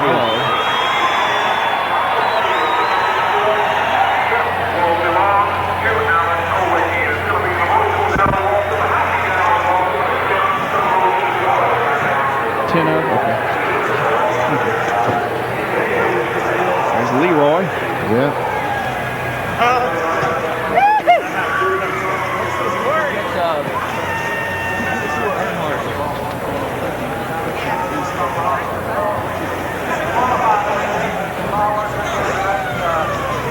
New Papa brings her home.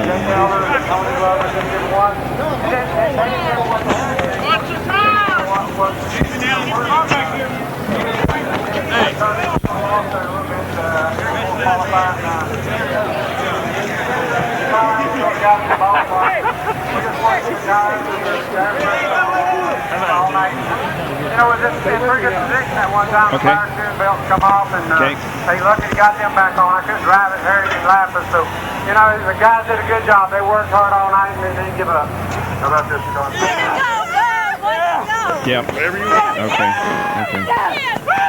Yes! Yes! Go talk to Jerry. I got him, dog. Man, I wish you showed some emotion. Yeah, one more time. Give me some.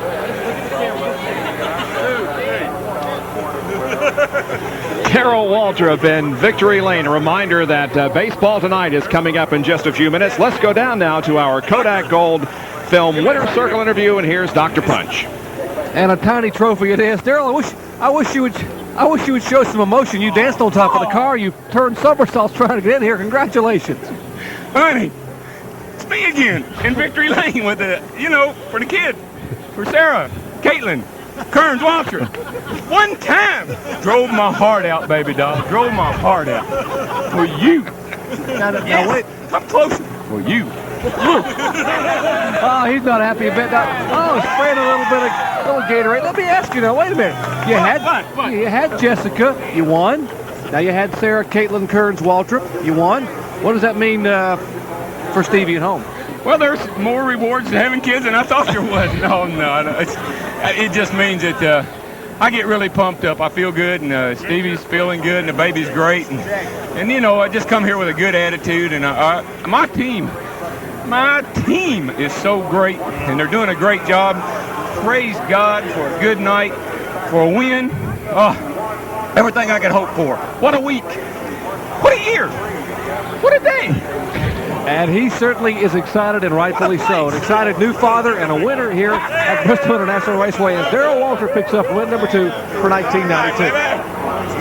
And it was the 83rd win of his career for Darrell Waltrip. It comes under the lights at Bristol. We'll be back in a moment.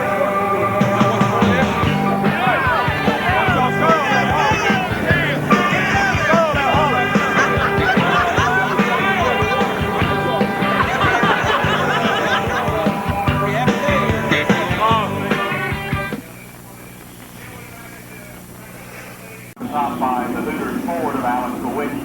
6th was Bill Elliott. Well, here are the unofficial results of the NASCAR Bud 500 here at Bristol. And while we look at the unofficial rundown, we'll remind you that baseball tonight is coming up in just a few moments with Tom Mees. He'll have all the details of David Cohn's first day with the Toronto Blue Jays, and of course all the action from the world of baseball tonight. Well, guys, I would have to say that the experiment in concrete racetracks has been a pretty darn good success. Oh, I think so. I think that we'll hear a lot of favorable comments from the drivers. And, Benny, I don't think Darrell Waltrip looks pretty fresh when he gets out of that race car, so maybe it wasn't as tiring on them as we thought it would be. No, I really thought it would be tougher than that, because usually Darrell Waltrip, when he's 1 year, he got out sitting on the ground doing the interview. He was jumping around like he was fresh. Here are the points. Bill Elliott now has a 109-point advantage over Davey Allison, and the top five, Kulwicki, by the way, moves back into third. The top five are separated by 342 as we head for the Mountain Dew Southern 500 next Sunday.